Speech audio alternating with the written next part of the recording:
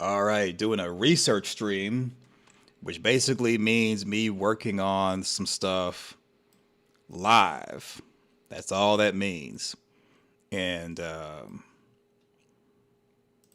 so the goal is, of course, to find out or to kind of get an understanding, did the giant dolls turn Roger into a totem? And here's what I mean. If you look at these, whatever this is on the eyes, this kind of reminds me of what I've seen in movies where people put the coin on someone's eyes when they die. But the sewing the mouth shut seems to be something that's an interesting take because Roger's injury goes all the way down the mouth, and it looks similar to Randall when Randall got injured.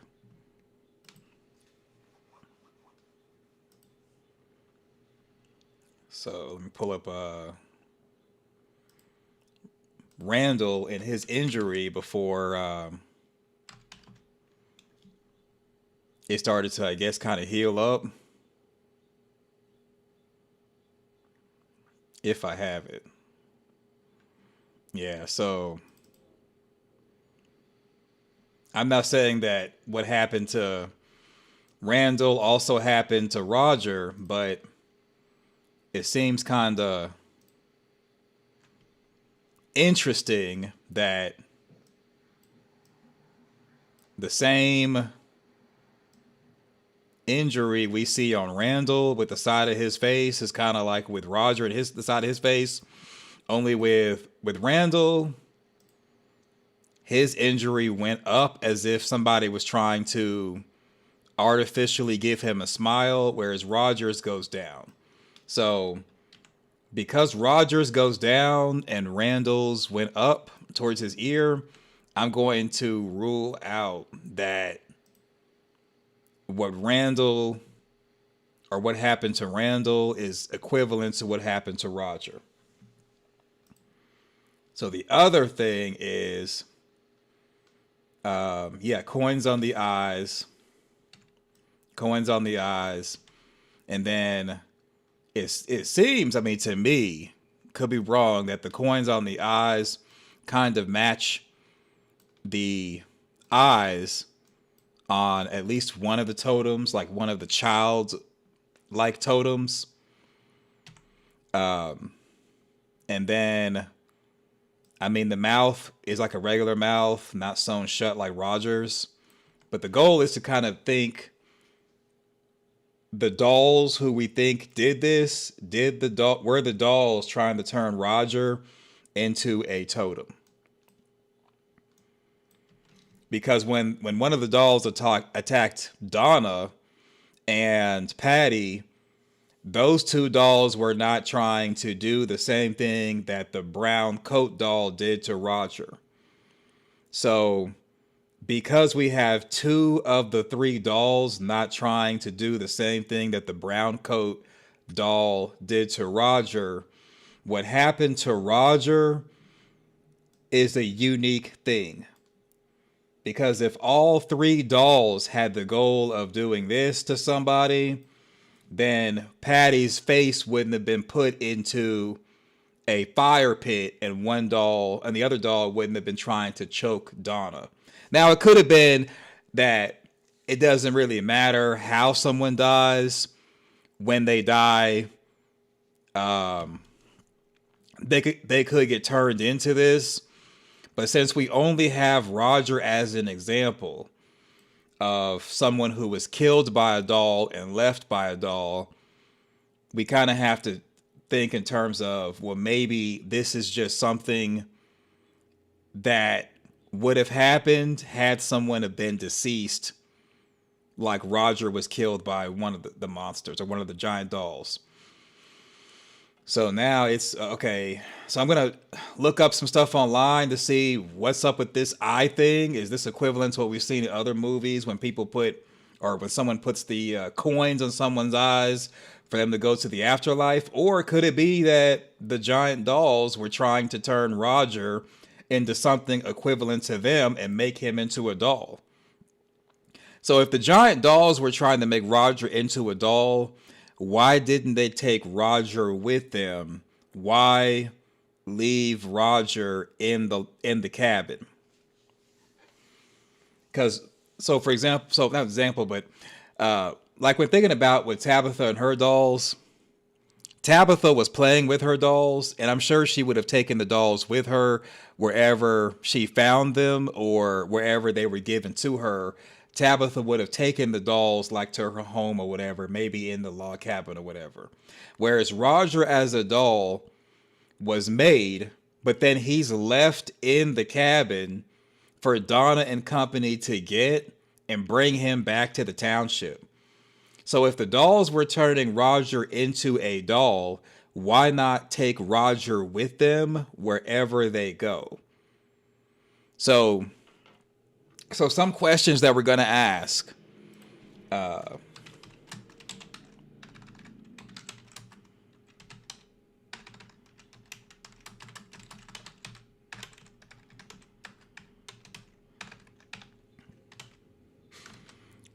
So this is basically the thought process and the method I go to make a theory video when I do the research streams in front of a live audience. So the 4 questions I have so far are: who made Tabitha's dolls? Because even though it's Tabitha's doll, we don't know if it was gifted to Tabitha or if Tabitha found them or if Tabitha made the doll. We don't know heads or tails as far as that. So let me make that a sub question.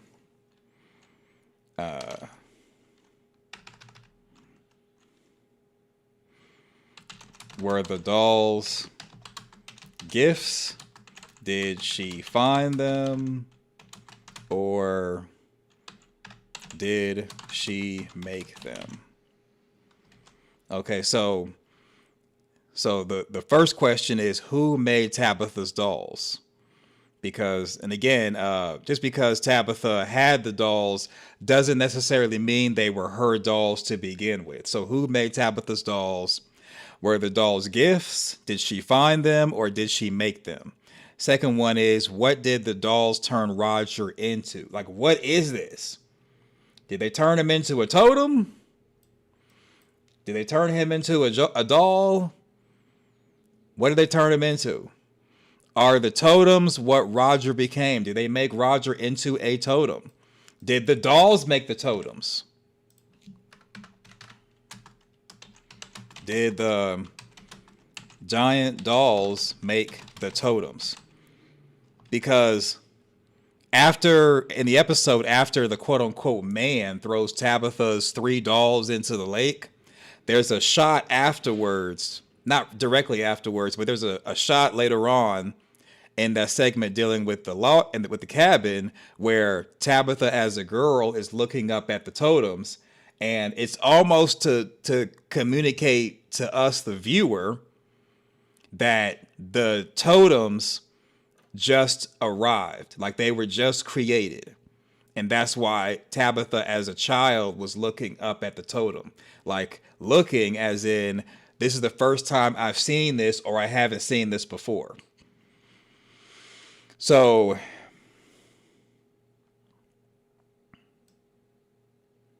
number 3 was Roger turned into a totem. And then the 4th question is, why leave Roger in the cabin? You took time out. Let's say the giant dolls did this. You took time out. I guess you took out his eyes. You sealed his mouth shut. Why do all that and then leave him in the log cabin if he's now your doll? And then 5, did the giant dolls make the totems to begin with? So those are the 5 questions I have, and they're basically just questions that I don't think the show has even addressed it. So we'll fill in the blanks with quote unquote theories, because I really don't know what the answer is to those 5 questions. And let's see. I'll begin with the scene where Donna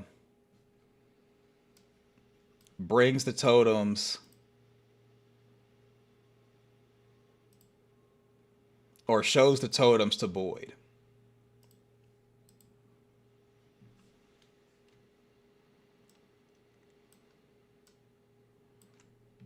And you know what? I'm going to have, I'll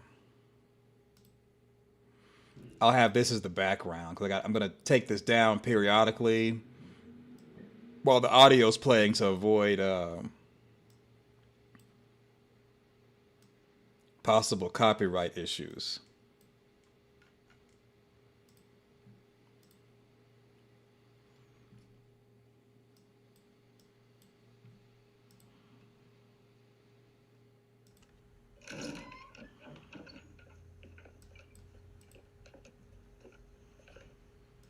The fuck, Donna? Who's that? It was Roger. I don't know how else to say this, so I'm just gonna say it. We were attacked by giant dolls that came out of the lake. Okay, so Donna is saying the dolls came out of the lake. So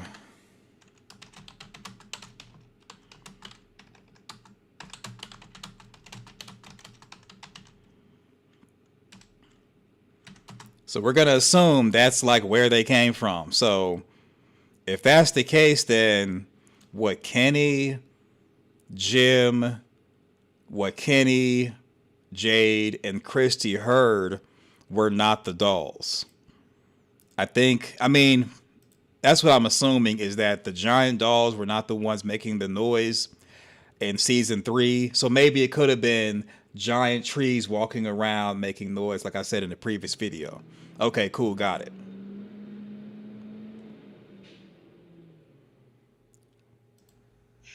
And these, not just decorative. Tabitha used it to kill one of the dolls. Drove it right through the fucker. Okay, so next is, what are the totems made from?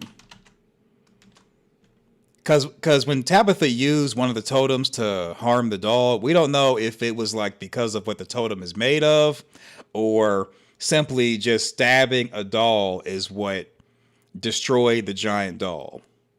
I don't think the show is going to get in the weeds with that. It seems, based off the way the totems look, that they're just made of wood. So, and then like they're clanking as if they're wood, like bamboo or wood or whatever. So what are the totems made from? I'm gonna say they're made from wood.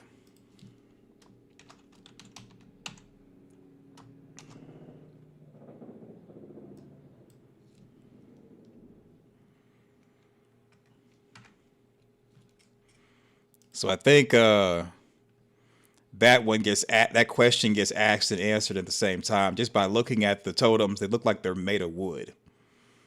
So I think anything that could have stabbed the giant dolls would have ended up killing them. Rest just walked away. Sadly. So the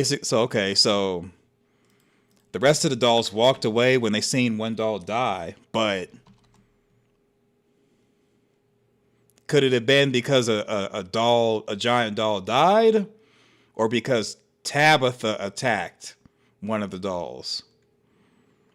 So let's see.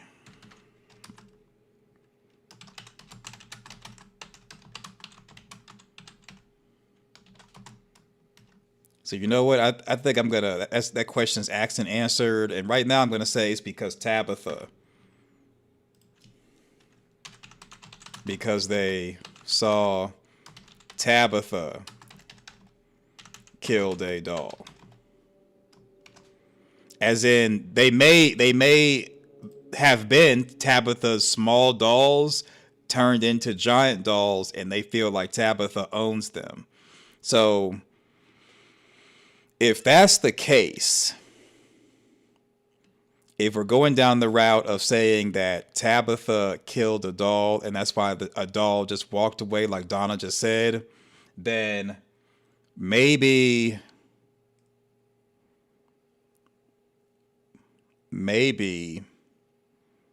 the dolls were given to Tabitha as a gift. Because you know what? I think who made Tabitha's dolls, I don't think that's going to be addressed by the show. And I'm going to change the first question as in who's. We'll just say that they were Tabitha's dolls, and that's pretty much the end of that. Yeah, we'll just to make it easier, they're Tabitha's dolls. And they knew they were Tabitha's dolls. So, okay. So in the let's just say hypothetically, they're Tabitha's dolls and the dolls knew that they were Tabitha's dolls. It's possible that the dolls turned Roger into a doll as a gift to their master. Just similar to like how people give offerings to gods. You know what? That might end up being the theory. That the dolls turned Roger into a doll as a gift for Tabitha. So let's see. So why leave Roger in the cabin? I think the answer I'm going to go with is the giant dolls were making a gift for Tabitha as an offering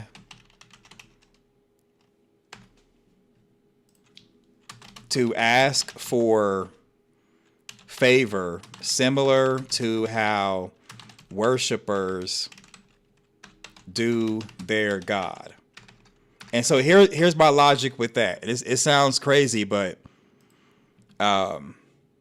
anytime something, I mean, this is just, movies and stuff. Anytime like in a movie, there's something that gets created, it basically refers to whoever made it as its maker, or what we would kind of consider to be a god. Because what makes something a god is a person or people worshiping it. It's not having power, it's just being worshipped. And I mean, power goes along with it, but it's being worshipped.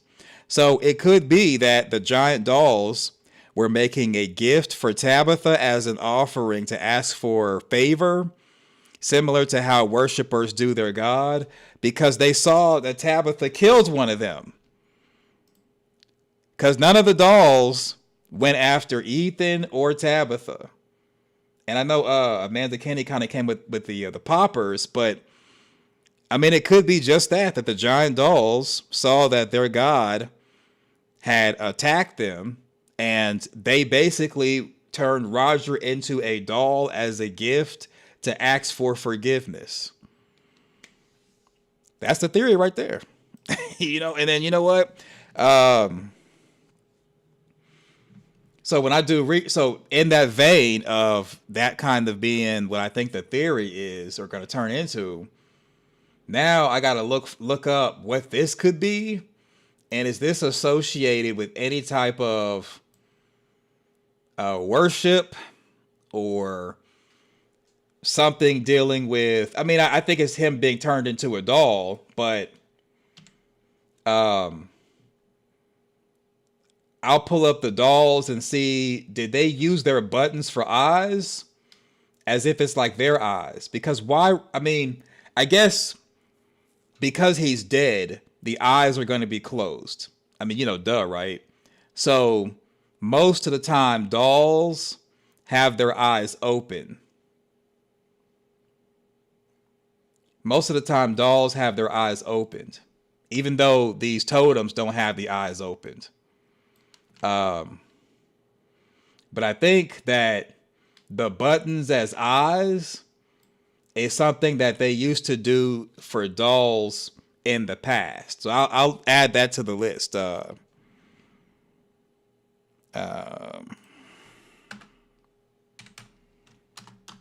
buttons eyes on dolls in the past? and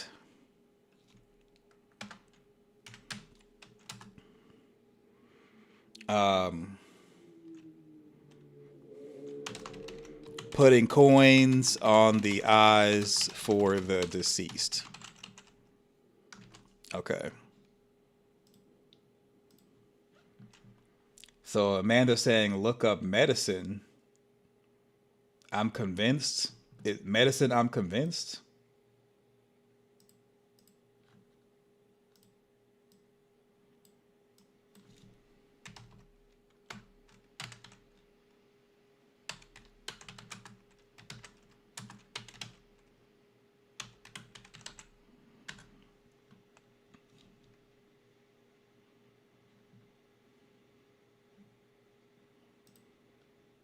So I might be a little bit slow, but I typed in medicine, I'm convinced. And Google brought up this. So is it just like medicine? Like just look up medicine, or medicine, I'm convinced? Yeah, let me know, because I might be a little bit slow today. That might not be what the direction you were wanting me to go in. Not really sure. Okay, so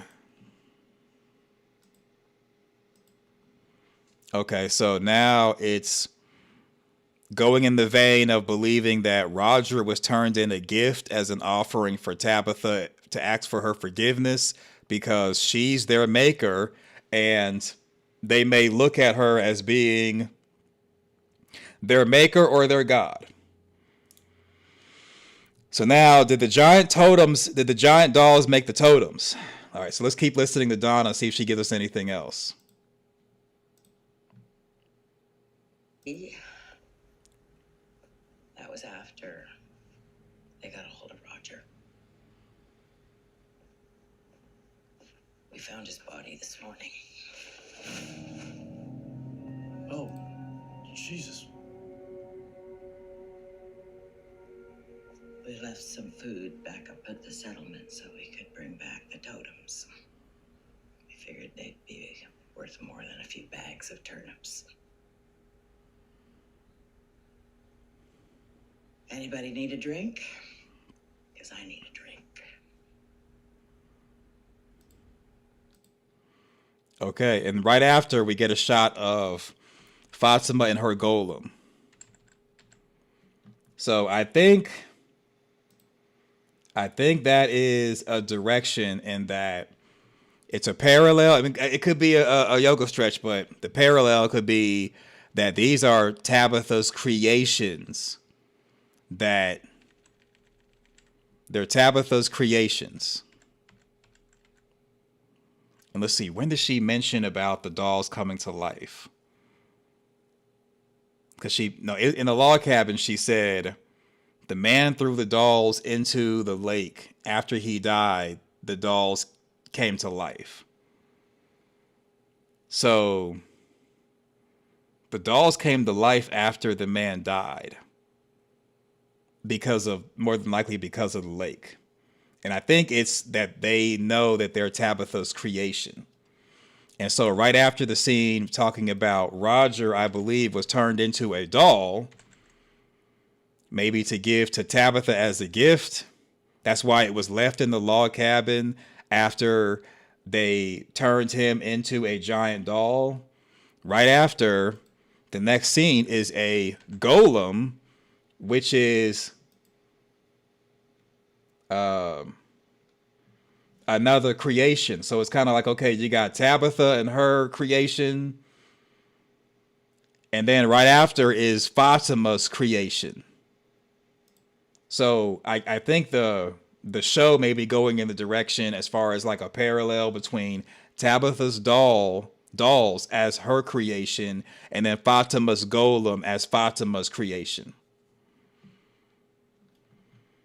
And I don't know if they're gonna do CGI or turn this into a suit and have somebody on the inside or whatever. I think it would be cool if this becomes like a suit and they put like a not a method actor, but actors that are normally in like suits and stuff, and normally in like full costume and everything, or like maybe a stunt actor or whatever. I don't know if this is going to be a suit that they're going to have a stunt actor or someone go into and make it move and stuff. That'd be cool. But I'm thinking if they don't go down that route, it might be to where somehow through supernatural method, as Fatima takes damage or someone attacks Fatima, the damage gets put onto the golem, and Fatima basically becomes invincible until the golem is destroyed because the golem's taking too much damage. I think it's going to be A or B as far as Fatima and the golem, where the either someone's going to be in the golem suit and is going to do stuff, or as someone attacks or something attacks Fatima, the damage would be transferred to her golem, and Fatima will be invincible until the golem is completely destroyed and taking too much damage. That's how I would do it. Now, it may be completely different. The golem may end up being a bust, but if they were like, "Hey, Spade, how do you think we should do the golem?" I think it should be to where Fatima is able to go down there in the catacombs. The monsters go into monster mode. They're scratching and clawing at her, and it's not having any effect. And she's like Mario taking on the invincibility star until the golem is completely destroyed, and then she can, be hurt or whatever. I think that'd be a great thing. So the golem is in the opening credits. When? When is the golem in the opening credits? You talking about the monster where it has the picture of Fatima and Ellis, like Adam and Eve?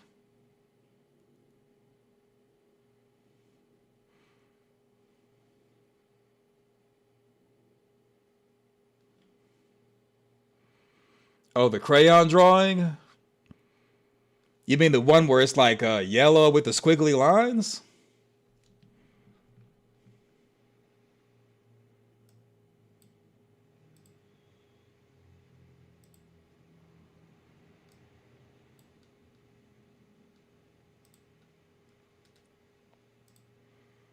Okay, so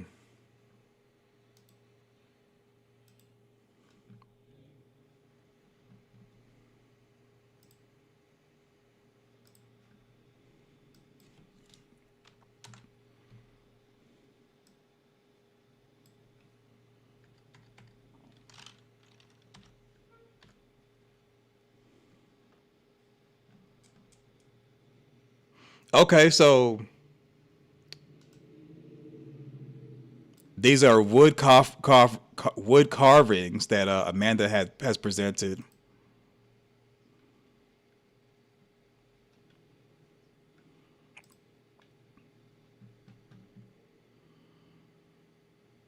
But hold on one moment.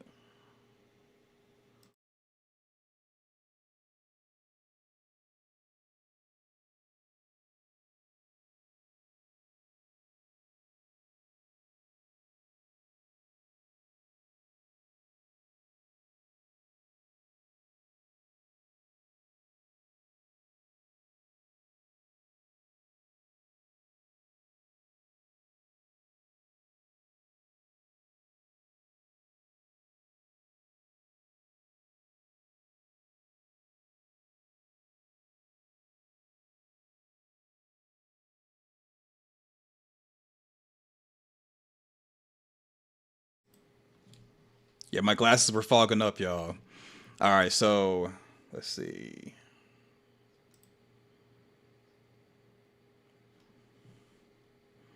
Okay, and I'll just say the Condis. Powerful spirit invested wooden figures created by the Congo peoples of Central Africa. Functioning as community guardians, legal enforcers, and healers, they were activated by spiritual experts to hunt down wrongdoers, resolve disputes, and seal solemn oaths. Could be. Could be. They kind of do look similar as far as the totems. These look more like statues. But they're wooden figures. Okay. by the Congo people. So the Dominican Republic of the Congo. Okay.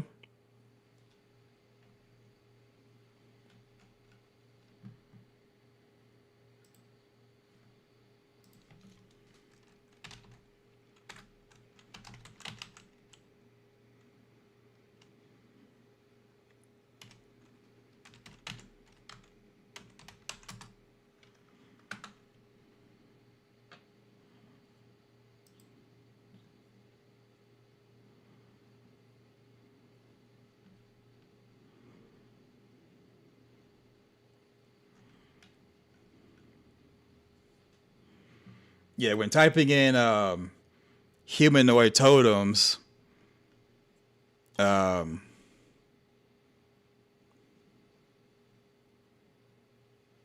yeah, so I think Donna may have called them actually totems. Let me go back and see. I think she may have called them totems. Let me take this down.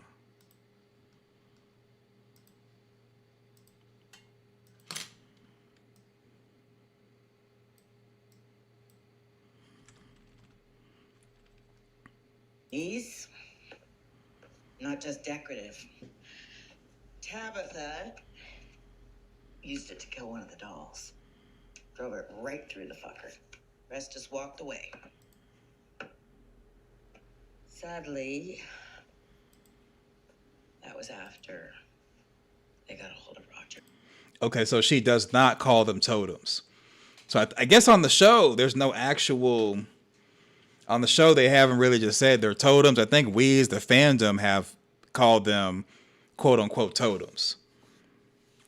So I think until they name them, they can be anything. They could be the figures, the spirit invested figures like Amanda presented. They could be totems like the fandom kind of calls them. They could be, I think, anything.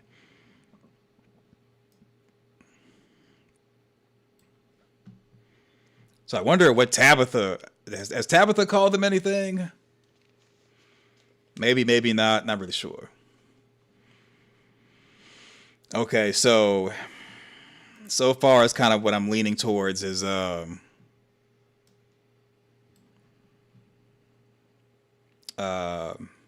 basically Roger may be their version of a totem, and it's a gift to Tabitha, their maker, to ask for forgiveness. And that's why when Tabitha stabbed them, they turned around and just walked away, realizing that what they were doing was wrong. So did the giant dolls make the totems? I'm going to say no. I think I'm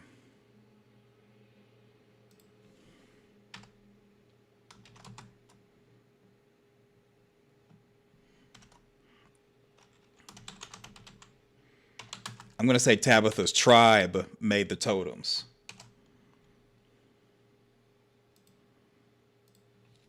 Just because well,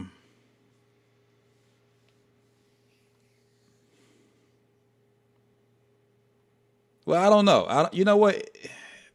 The dolls could have made the totems.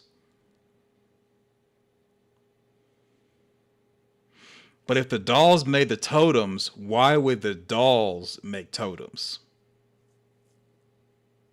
Unless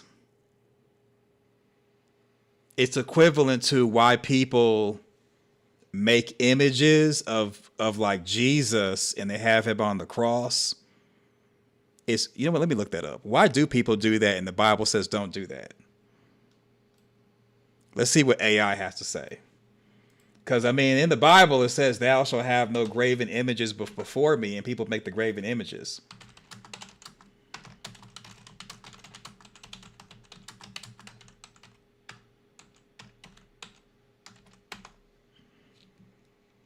So people make statues of Jesus primarily as visual aids to focus prayer and reminders of foundational teachings. Okay, you know what? So it could be that the dolls were the ones to make the totems, and it was just a visual aid of who made them. Like, for all we know, this could be their version of what Tabitha looked like to them, and they basically were making the totems as a focus for devotion. So,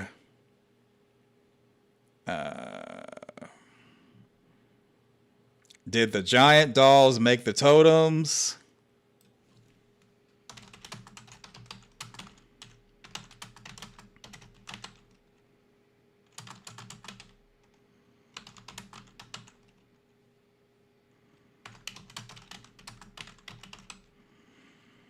So the dolls could have made the totems as a visual aid for their makers, Tabitha's tribe. I mean, unless the show presents something else, like, oh, well, this was the totems were to warn people and blah, blah, blah.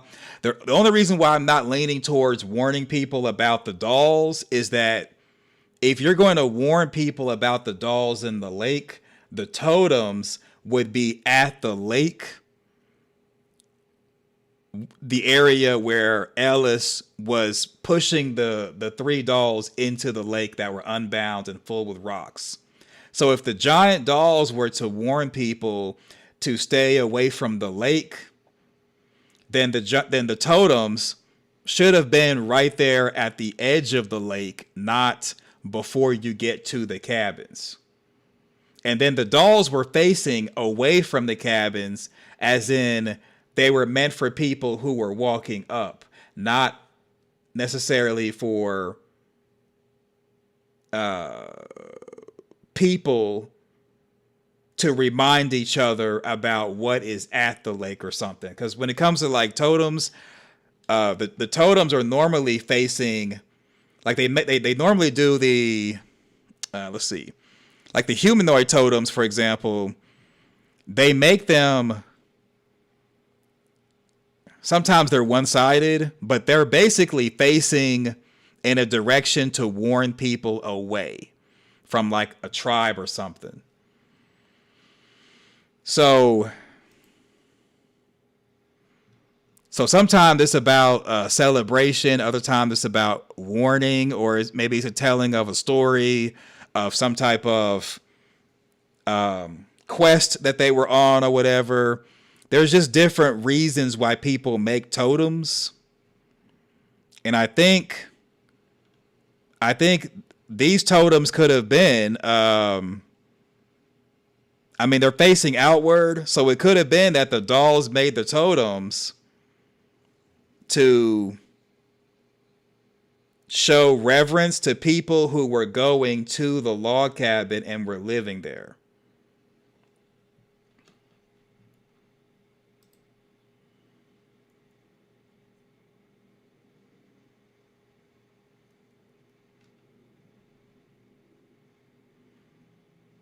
A Google definition. Let's see.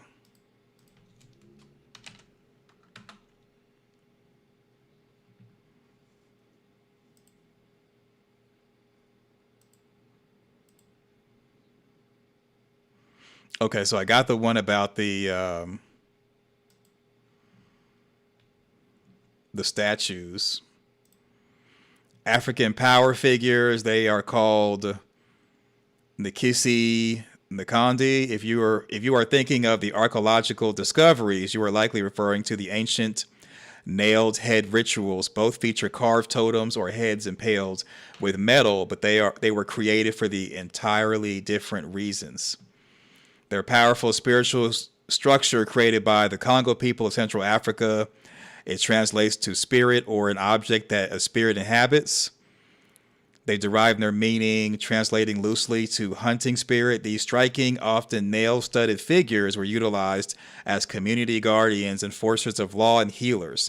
The process of activating and using them includes several specific elements: the figure and the specialist. Carved from wood in the shape of a human or animal.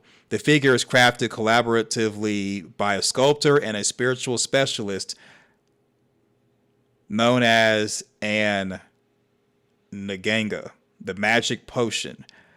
The Nganga places sacred medicinal and magical substances into a cavity, usually located in the figure's head or stomach. Okay.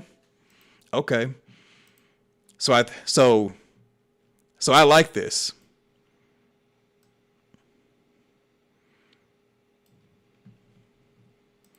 So as far as the dolls on the show, that I'm leaning more into one theory that maybe the dolls made this. that when Tabitha, and I'm showing you the there's a shot where Tabitha looks up at the doll, young Tabitha.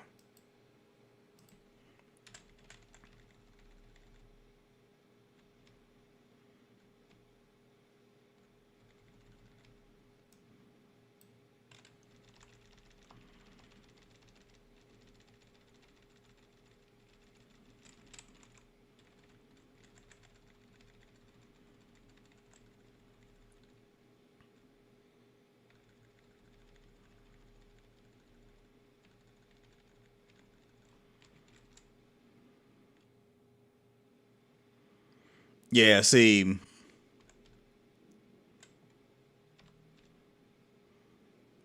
when looking at the, let's see, the scene where Tabitha is looking at the totem or whatever it is, the humanoid doll, it's facing outward, and it could be protecting the people who live at the settlement. That would make sense, as opposed to warning about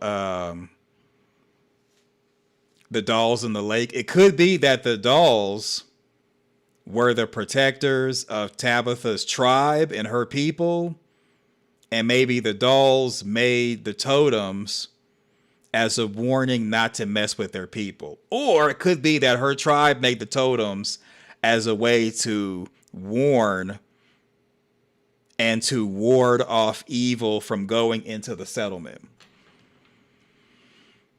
I mean, it could be heads or tails. It's just with the idea of it being a warning to ward off evil and outsiders from going into their area. I mean, that probably is what it is.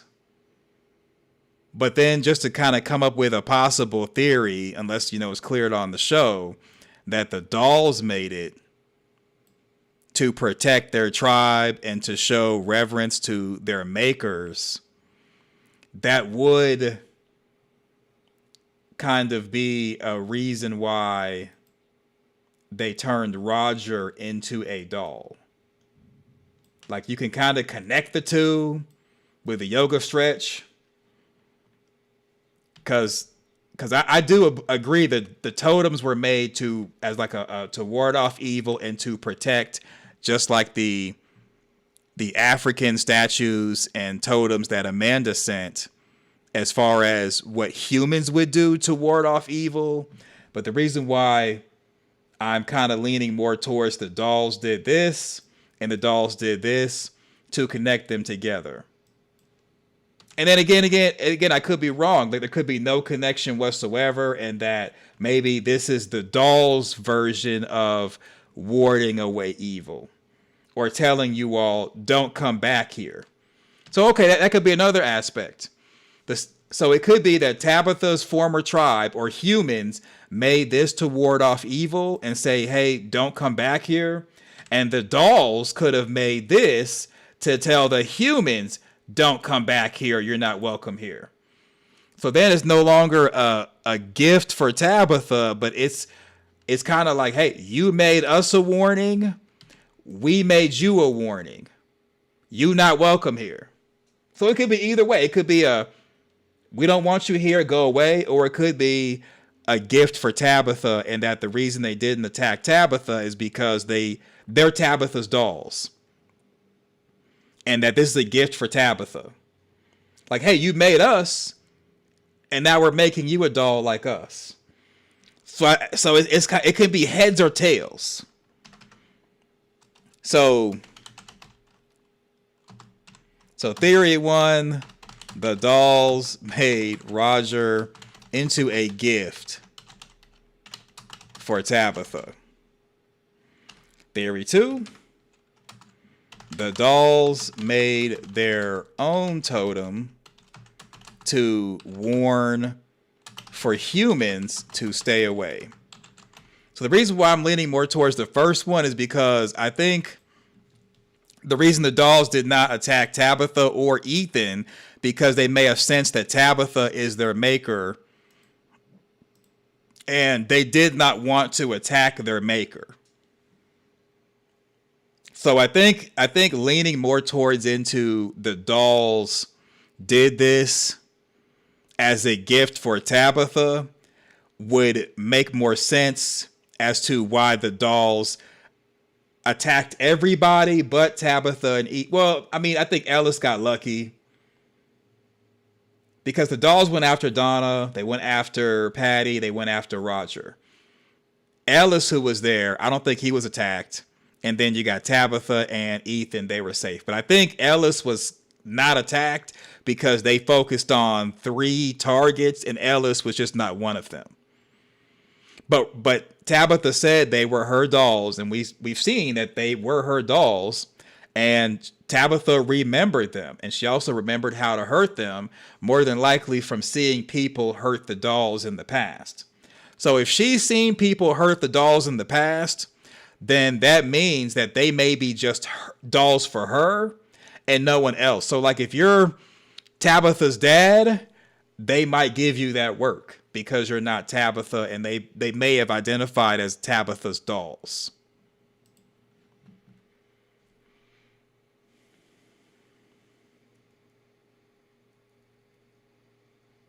Yeah, so I think so. So answering Mike, I think when Donna said we left some food back at the settlement, so we could bring back the totems, I think she was talking about just having space, like carrying Roger and carrying totems.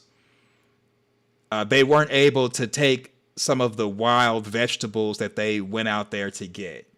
I think that's what she was meaning.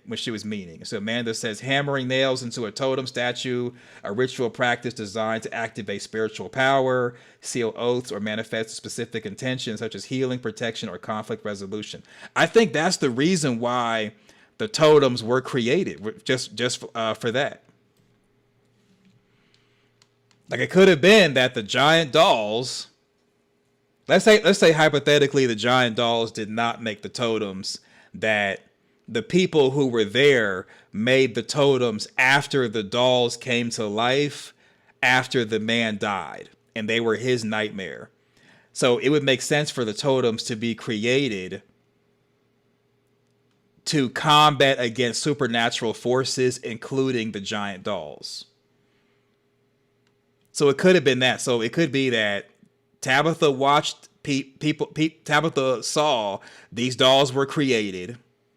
She was young, so she doesn't know why. And then she also saw her people, or people in general, use parts of the totem to attack the actual dolls. And that's how Tabitha remembered how to hurt them. But the dolls belong to Tabitha. So they may have made their own doll to give to Tabitha as a gift to somewhat appease their maker, because they may know that they belong to Tabitha, they're Tabitha's dolls. Okay, so Donna called them she called them totems. Let's see. Let me find the Donna scenes right quick. So I think she called them totems, but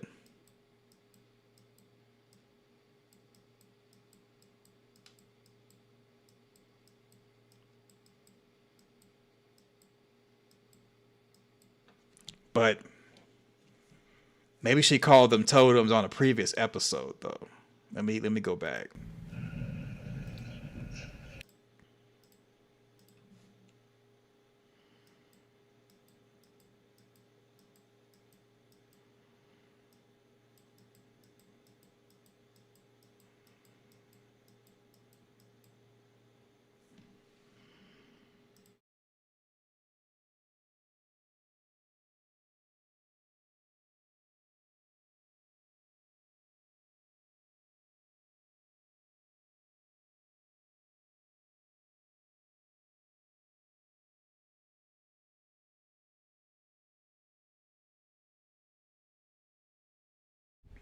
Okay, so this is season 4, episode 4. This is when Donna first comes in contact with these humanoid statues, maybe, or AKA totems.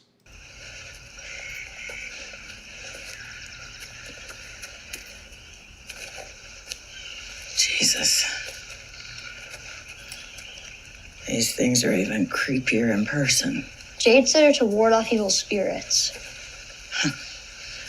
Okay, that kind of mirrors what Amanda just said in the comment section, to ward off evil spirits. Okay. Oh, that's comforting, I suppose. Okay, the more food we collect before dark, the earlier we leave in the morning. So, drop your bags. Let's go. Mom, we need to get him to the lake. Come on, let's go. Okay, let's see. So Jade may have remembered dealing with totems, and that's why Ethan said what Jade said about them warding off evil. So I think let's see, one question is who made the totems? Let's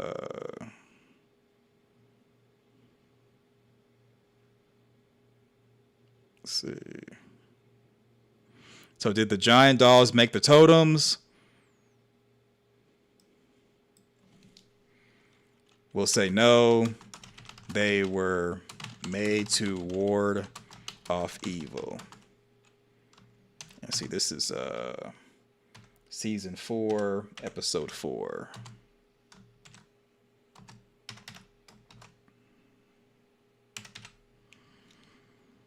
So the dolls did not make the totems, based off what Jade told Ethan. So that pretty much, you know, that knocks away the yoga stretch of saying maybe the dolls made this to show reverence to their makers.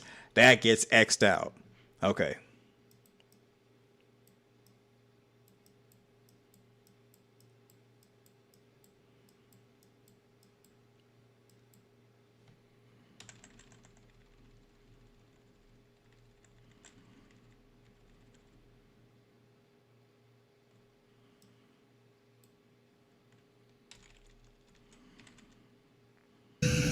All right, new category. Saturday morning cartoons. Okay, I'll go first. The Jetsons. Ooh. The Flintstones.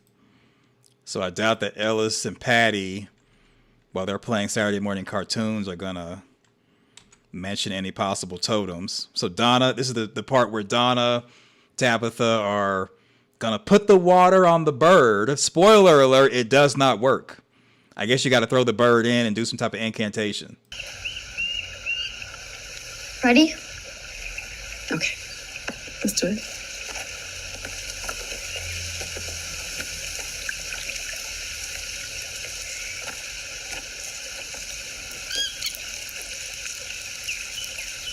Okay, the bird's alive.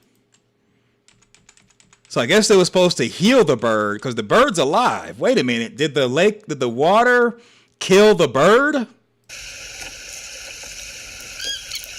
Oh, the water killed the bird. It really is a lake of tears. The lake is equivalent to like a pet cemetery. I mean, not really, because I think the water killed the bird. So it really is lake of tears, as in it's something bad. It's a bad thing. Wow, because the bird is dead. I think next episode.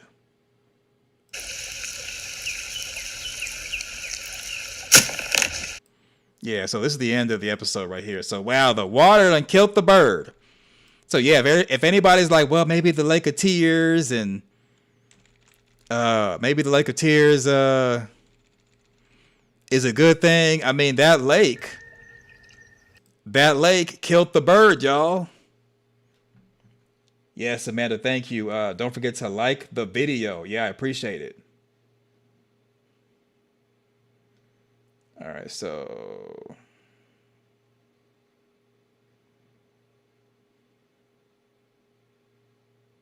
Okay, so Mike is saying that I think I heard her say totem. So Mike is saying that at the set in the shed, we left some food back at the settlement. We could bring back the. So did she say actually? Did she say totems? I think she said. I think I just played it and she didn't say totems. So let's see. You can't be serious.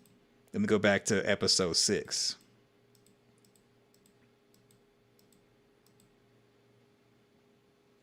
Oh, you know what? Let me show y'all this right quick. We talked about this last night. Taking a detour.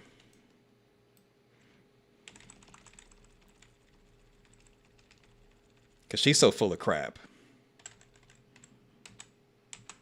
This is Sophia. Okay, let me show you Sophia real quickly. Then we'll get back to the looking into this whole totems.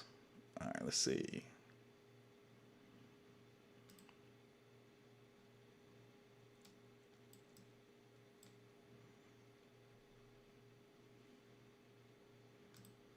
So look at Sophia and her nonsense. Watch this. So her and Henry getting all chummy. See how she picks it up? Cheers. Okay. Drinking with Sophia and Yellow. Okay. One of the cool kids. See, look.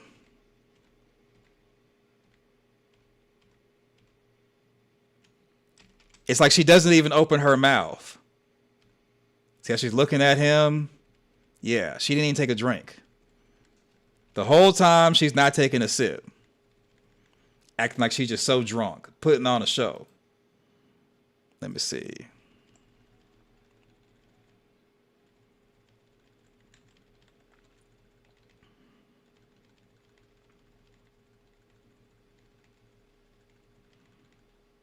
Yeah, so let me rewind it to a previous point when she's in there putting on a show.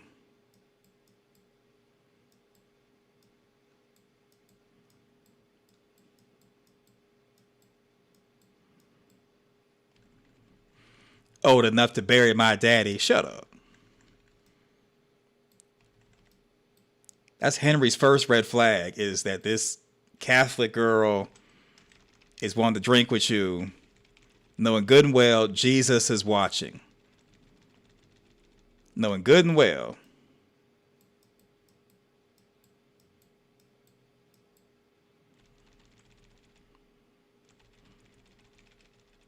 And what's crazy is she barely is in there.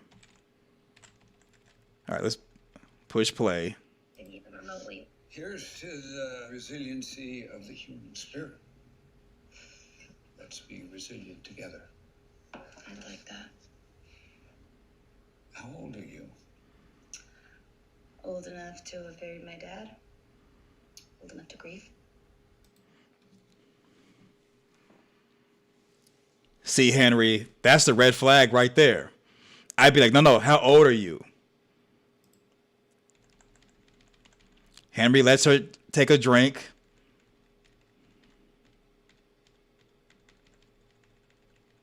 You know what? It doesn't. So it never shows her actually drinking.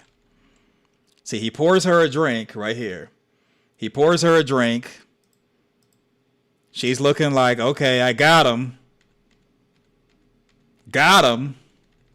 Cheers. Henry's throwing him back because he's alcoholic. So I think Henry was hoping that Sophia would not take the drink so he could drink her drink.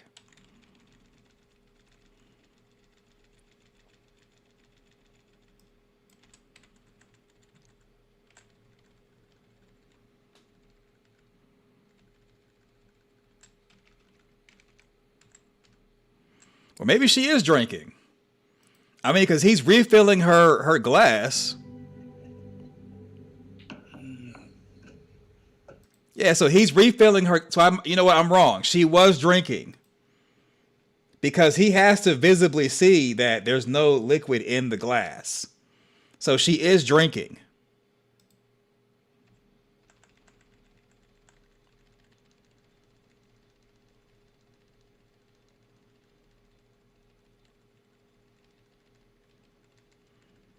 Yeah, so she is drinking. Okay, you know what? I'm wrong, y'all. Sophia in yellow was drinking with Henry.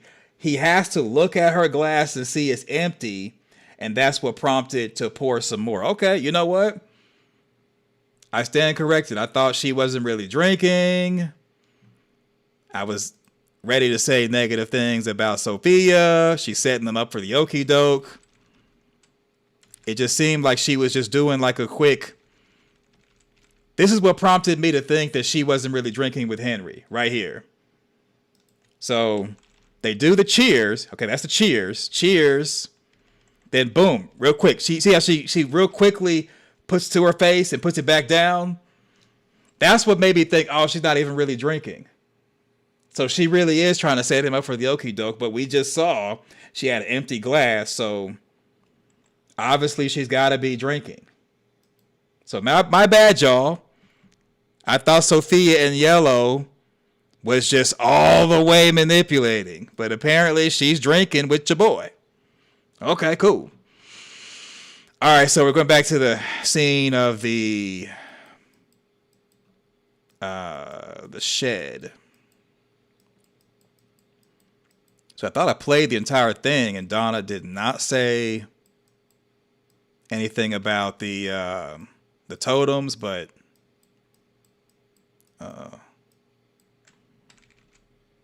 okay, so this is it right here. This is where Boyd and Kenny are going to the shed.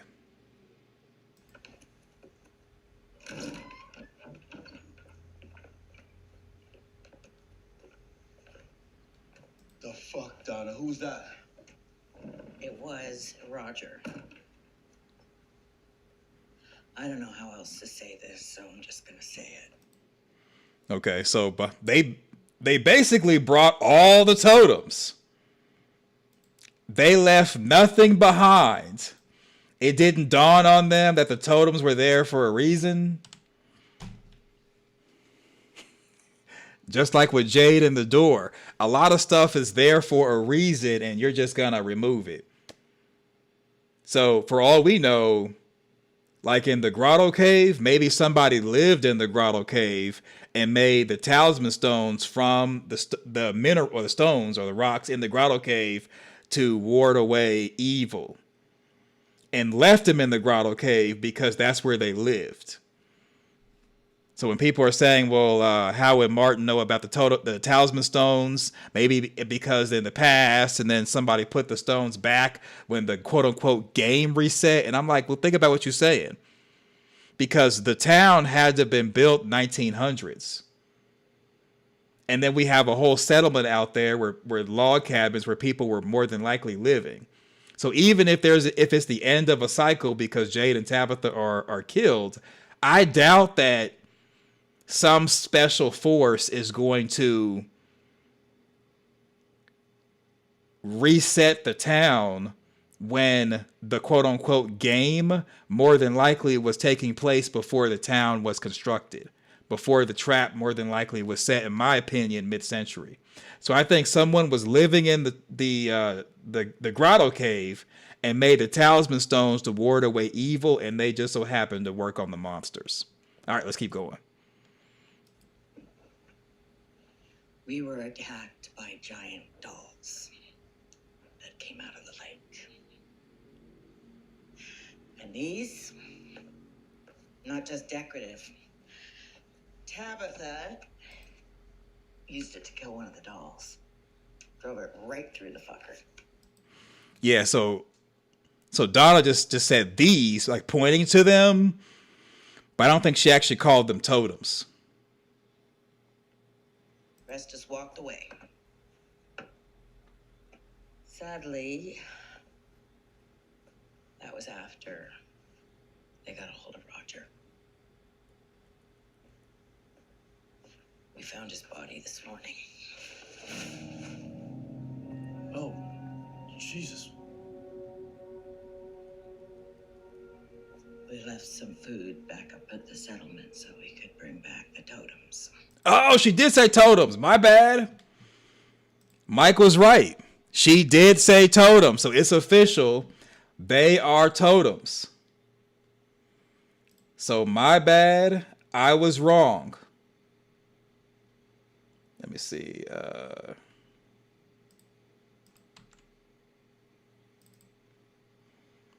Yeah, she did call them totems.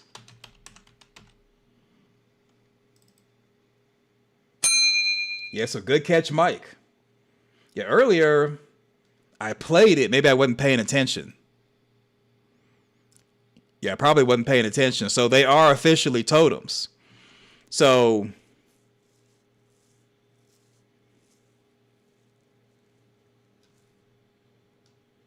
because they're totems, anything else that they could be, like any other type of statues or anything, I'm not even going to consider. They're just totems, and that's all I'm really going to consider when talking about these statues. I'm just going to refer to them as totems, and anything applying to totems, that's what it is. But that's basically what I'm leaning more into, is that the totems were made to ward off evil by, let's say, Tabitha's tribe or the people back then. And either Roger was turned into a doll as a gift for Tabitha, or Roger was turned into the doll's version of a totem to ward away the humans. So you made a doll telling us you don't want us around here. We made our own doll telling you we don't want you around here. See, the dolls. So yeah, I think it's either A or B. The dolls made Roger into a gift for Tabitha, or the dolls made their own totem to warn for humans to stay away.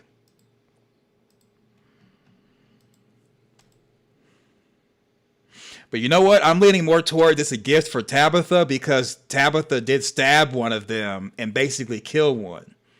And they walked away after Tabitha did it. So I'm thinking that the dolls made Roger into a doll as a gift for Tabitha.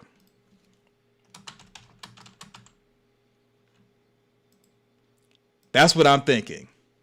That's going to be the theory. The dolls made Roger into a doll as a gift for Tabitha.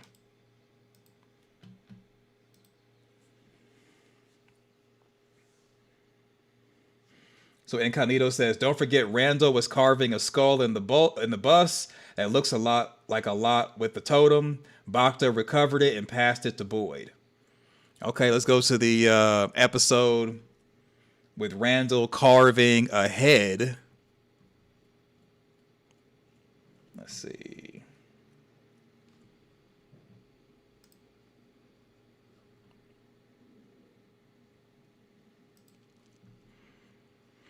Cause see now, okay. So for this addressing of Roger being turned into a doll, I mean, I probably would take a screenshot of that, but it's kind of hard to say that that's nothing more than maybe foreshadowing as far as Randall, that we're going to be looking at totems in the future.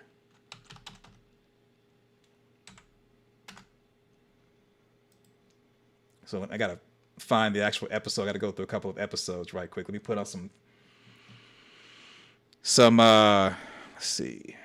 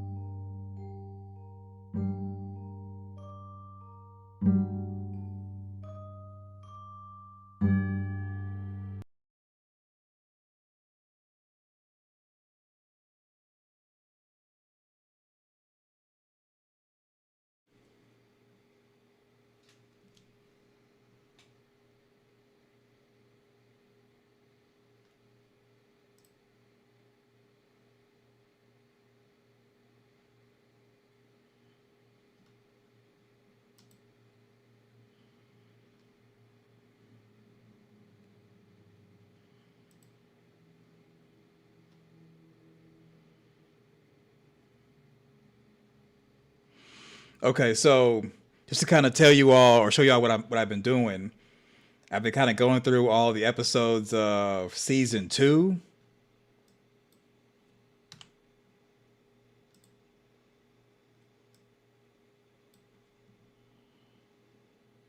And so just to address the comment in the comment section, so I was asked, do you think you would have more viewers if you didn't attack all the From creators? So me saying that there are content creators who use press credentials to get the entire season at once or earlier than when it premieres and show it to people on their Discord. That's not attacking anyone. That's just me kind of explaining why spoilers are out there and they're rampant because people abuse the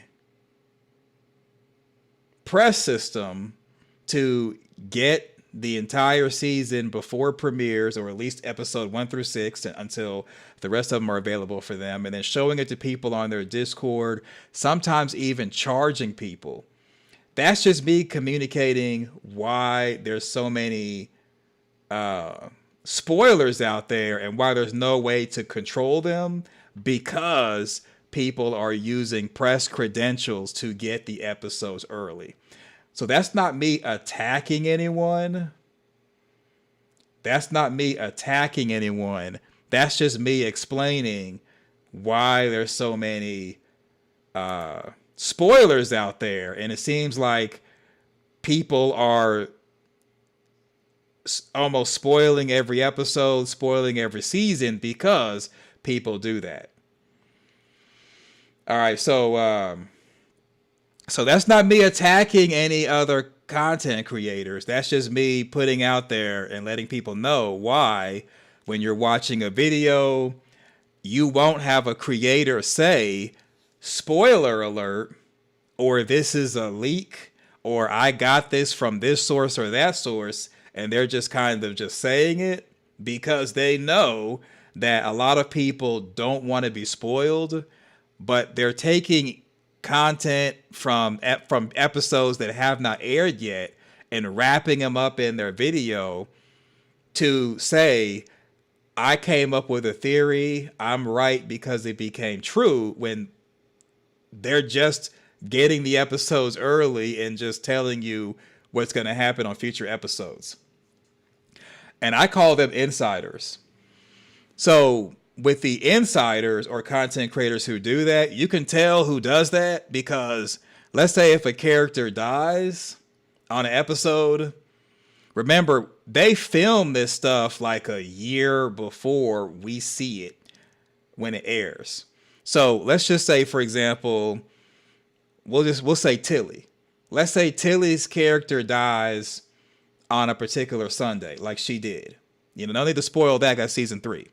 Well, if you see the actress who plays Tilly, that same week her character dies on someone's, let's say, YouTube channel giving an interview, that means that content creator knew she was going to die and when to book and schedule her to do an interview.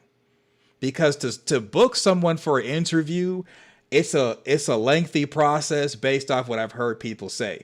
You have to you have to book them in advance for a particular day you want them on your channel or on your website or whatever. So when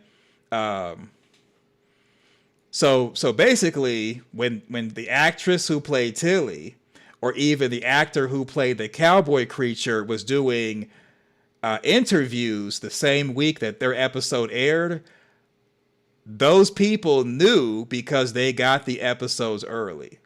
So that's kind of an indication that of how you can know someone gets the episodes early because they're able to book people the same week their character dies or does something significant. The other way is they'll always be right. And then when they make videos after the season's over, their videos kind of fall flat because they no longer have the answers to the tests. So I've never said that I'm knocking anyone who does that or putting down anyone who gets the episodes early and then tells people things that are really spoilers but doesn't say spoiler. They make it seem like it's a theory or whatever, whether live stream or upload a video. I say more power to them, but that's the reason why I don't really watch other people's from content until after the season's over with, because I know how bad it is for people to get future episodes, watch them, play them on Discord, and then make videos and make it seem like, oh, I just came up with this idea on my own. Oh, I'm right about Boyd's gonna give the worms to Smiley and Smiley's going to die. That was I just guessed that. Matter of fact, there was even somebody who came in the comment section who was like, yeah, this other content creator, they guessed that Julie was going to time travel. And I'm like, oh, how did they come to that conclusion? And the person said research. And I'm like, what research could they have came up with to determine that Julie was going to story walk or to time travel? Out of all the characters on the show, Julie time traveling. I could see it being Ethan, Jade, Tabitha, Boyd, your strong characters that are basically strong leads time traveling. For Julie to do it, that's like a random thing. That Julie can time travel just because she had cicadas in her body. Randall and Marielle Randall we know for sure cannot. Marielle more than likely cannot. But for Julie to get time travel abilities because supernatural cicadas possessed her, you know how crazy that sounds? But once we see it, it's like, okay, it happened. So to guess that someone's going to time travel and it was going to be Julie because of supernatural cicadas, there's no way you could have known that unless you've seen future episodes. Now, I was thinking maybe multiverse, time travel. I was thinking time travel as well. But to say, oh yeah, this content creator guessed that out of all the characters on the show, it was going to be Julie to time travel, I'm going to say, you know what? You mean to tell me you watched that video and you didn't sense red flags? But then again, so people are interacting with Sophia and not seeing red flags. So I don't blame them. I can't blame you for not seeing red flags. If the people on the show can't see red flags with Sophia being a priest's daughter and getting drunk in the bar in the town, or being a priest's daughter and offending people, she's going outside of the clinic to cry when told not to open the door once we close the door for the night because of the talisman stone. All of that are red flags. And for someone to say, wait a minute, you found out your dad died, instead of you crying where your dad is at, you left the entire building, went out the back door, left the back door open to go cry. If you see that red flag and you're not like something suspicious, you're just like the people who heard someone say, oh yeah, I think that Julie's going to be time traveling, and that is my theory because I've done research. No, the research that they've done was watching future episodes. So yeah, right. So Michael Sullivan saying, like those kids with all the answers who can't produce their homework. Yeah. Because I mean, all the time, like if you all say a theory, whether you email it to me, put it on Discord or whatever, I say, hey, can I give you credit? Because I'm not trying to take someone else's credit. I even, told Mike a few moments ago, hey, I was wrong about the totem comment. You were right. I was wrong. Other people won't do that. They'll do a live stream, call in with your theories, and then they'll hear everyone's theories. Now they're making a video, and the video don't make sense because the person who said the theory is the one who formulated the whole thought in their head. They're not like, they're only able to give you so much that's in their head and like the amount of characters you can get in a comment. But to hear something that sounds great and then go make a video, you're going to sound incomplete because it's not a complete thought by yourself. So yeah, I mean, and then another thing to address 1756. So the the viewers have nothing to do with other creators. The viewers have nothing to do with other creators. This is kind of like a new channel that I'm doing for chit chats, research stream, possible panels, if that's ever a thing, and live streaming. This is kind of like a throwaway channel. The actual channel is Parkland Media, and it's growing every upload every day. So I'm going from small to not as small every day, every upload. So the increase of viewers will happen in time. So to answer your question, do you think you would have more viewers? I will have more viewers as more viewers arrive. And that's pretty much it. So yeah, it has nothing to do with me calling out people, being racist, ambushing people. It has nothing to do with me mentioning this is how people are able to see future episodes. It's with Discord, using press credentials to get future episodes. And I've never mentioned anyone in particular who's doing that. It's just that the people who are doing it, they're kind of like hit dogs who are hollering. And I'm okay with that. Because if I'm going to collaborate with anyone or do a panel, I mean, I'd rather do it here on this channel with people who are watching, giving comments in the comment section and already rocking with me, as opposed to someone else, and we more than likely share the same audience anyway. So yeah, so Mike says you were right. Some people need a strong glass of coke. Yeah, like those kids with the answers who can't produce their homework. Exactly. All right, so this scene right here is this is when Randall first starts to make the figurine. He's starting to make it. So I'm only showing you all this so I can get a screenshot, just in case it becomes a thumbnail or something. You just never know.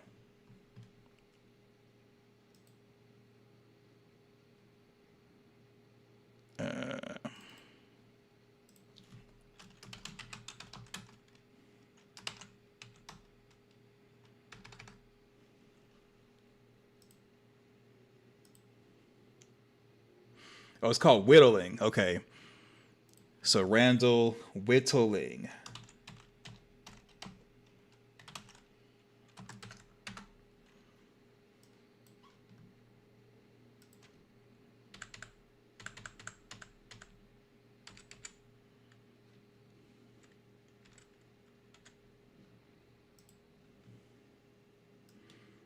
Yeah, he's putting his whole elbow into it.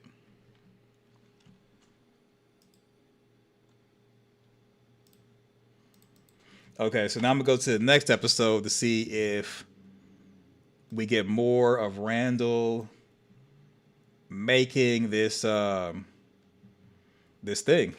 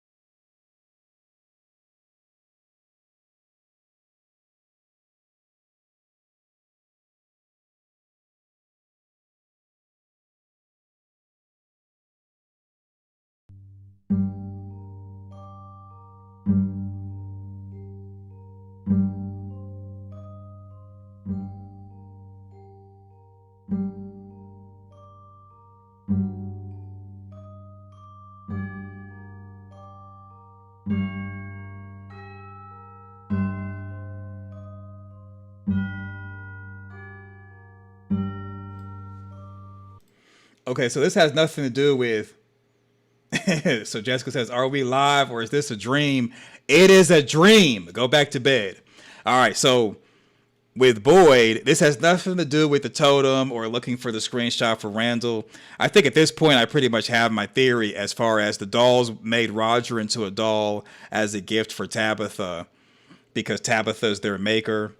I think I pretty much have that. And I think we've pretty much hit every question except for our buttons, eyes on dolls in the past. I'll look that up on Google to get like images of that to kind of compare to.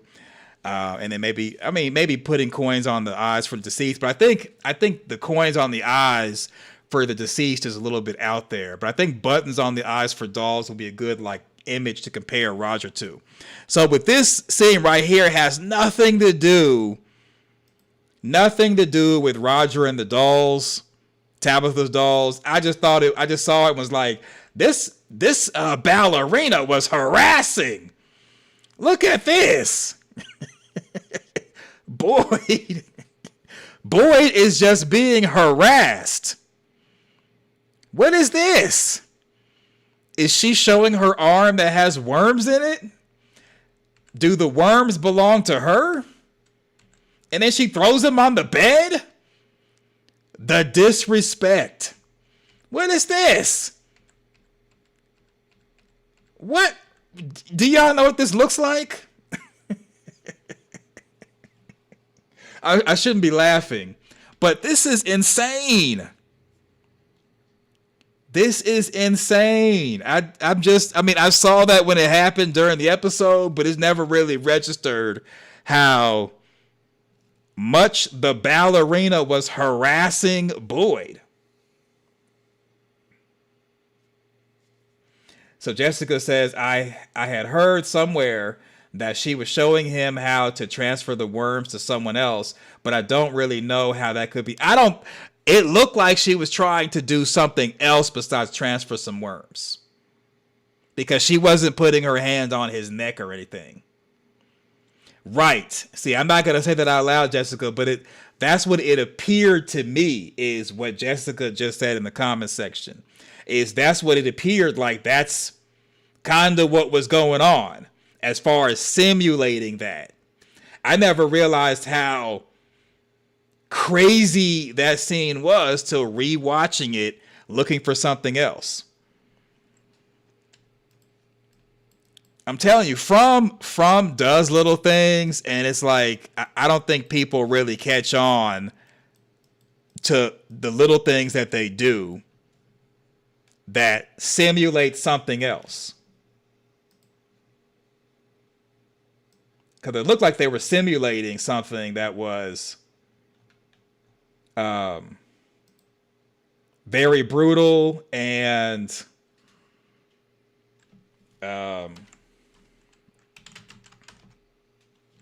barbaric. Okay.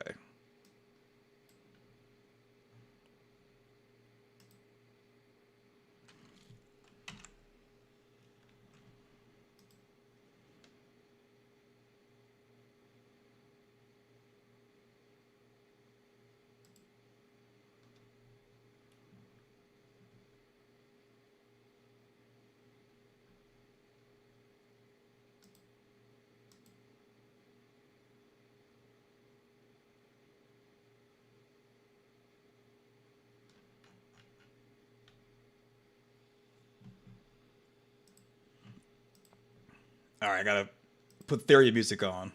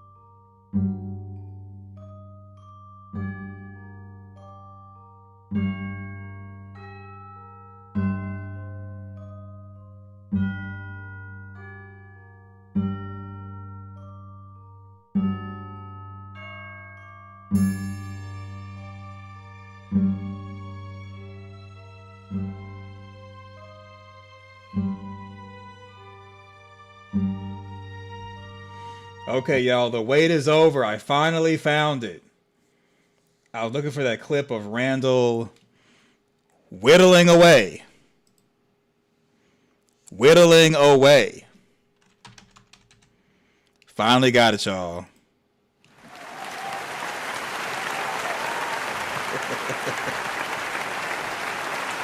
Yeah.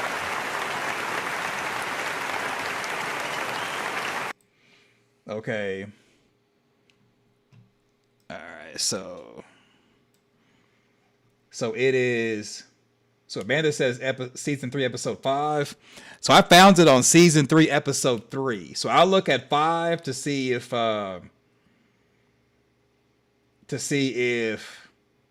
he's doing something else as far as whittling on the wood then as well. But I think the scene with him whittling is right here. But I'll look at episode 5 just in case. Because he's kind of like it kind of does appear that he maybe he completes it on episode 5. So I'll look at it. Yeah, so he's definitely whittling on it.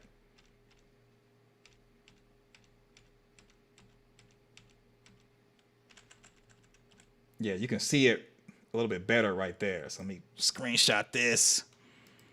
He's been whittling on this thing for a couple of seasons.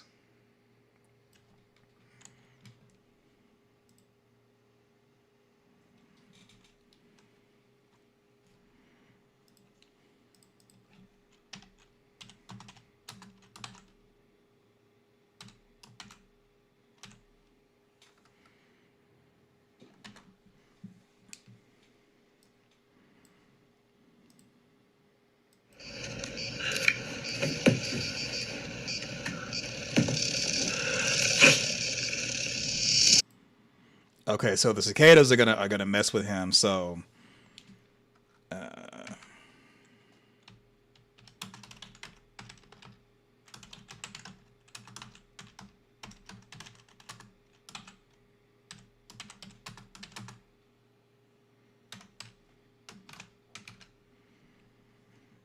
yeah, that's season 3, episode 3. So I'm gonna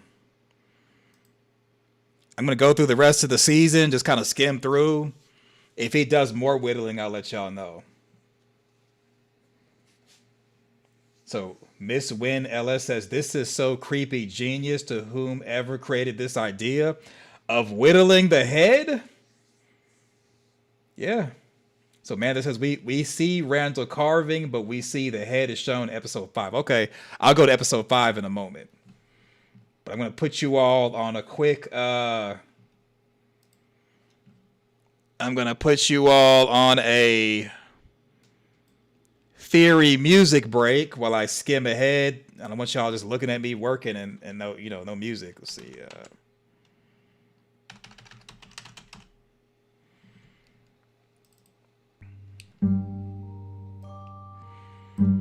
All right, so give me a moment to skim ahead, and then I'll go to episode 5.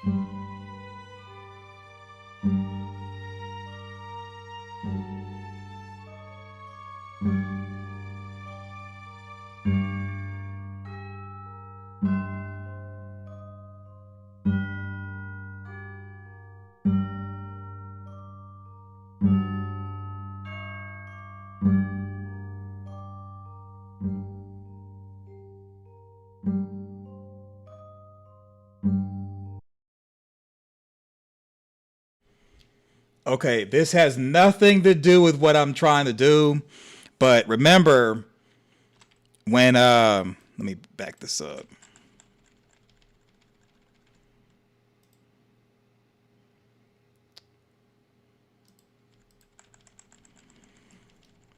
So the reason why, okay, I think someone put it in the comment section. If you're watching, you know who you are.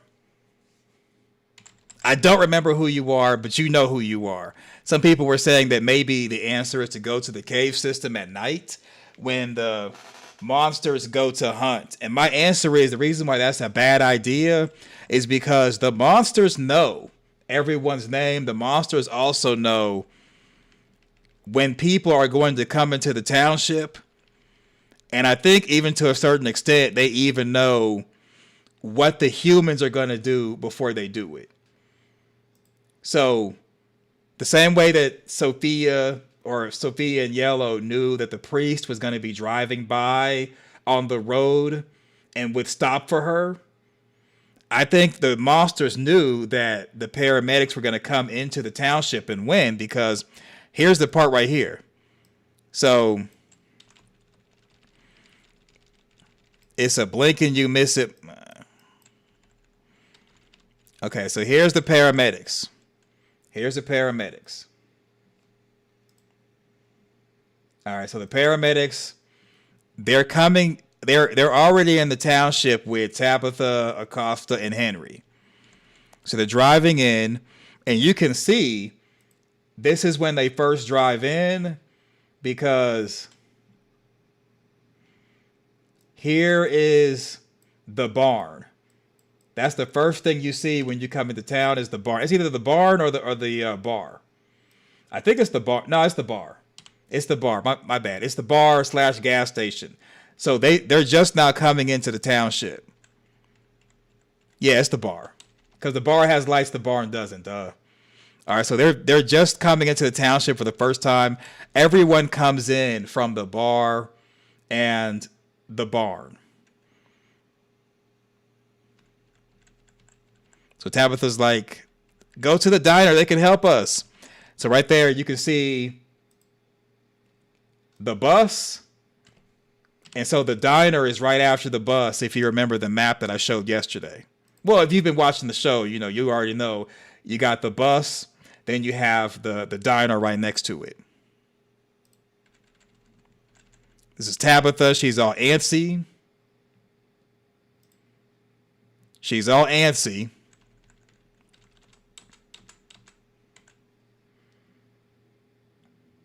And here, okay, so now the ambulance just passed by the gas station right here on the left, well, it's their right, our left. So the ambulance is going to come around the corner. That's the ambulance holding Tabitha, Henry, and Acosta.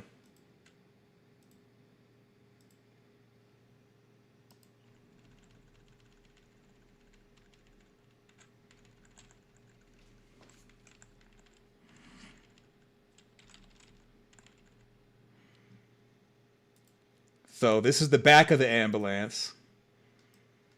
The back of the ambulance, and it's heading towards the church, be just exiting the town. And this is the diner on the left. And then this is, I don't know why, but they always have Ethan running and jumping. What you gonna do? Running and jumping. Get out, get back in the house. It's past your bedtime. Just running and jumping. All right, so this is Tabitha in the ambulance. All right, so got the paramedics. See how they go and they see the woman in the ground? So the monsters knew that the ambulance was going to be coming into the township and when.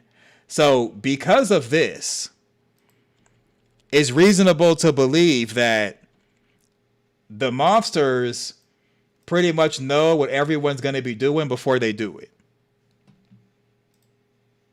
The monsters already know what everyone's going to do before they do it.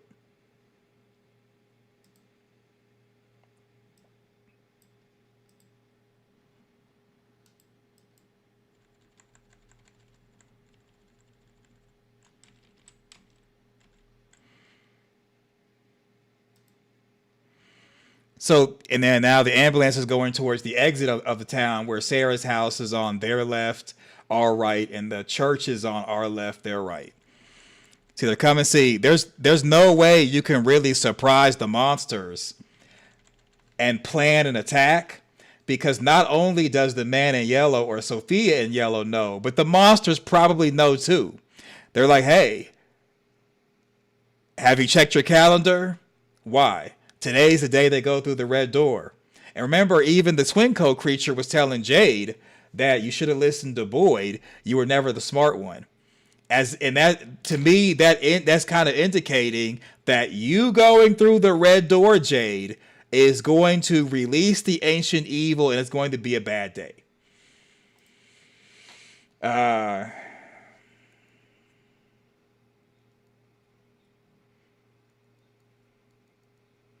So Rick says that the phone call also said the ambulance was coming to town too. Yeah, it did.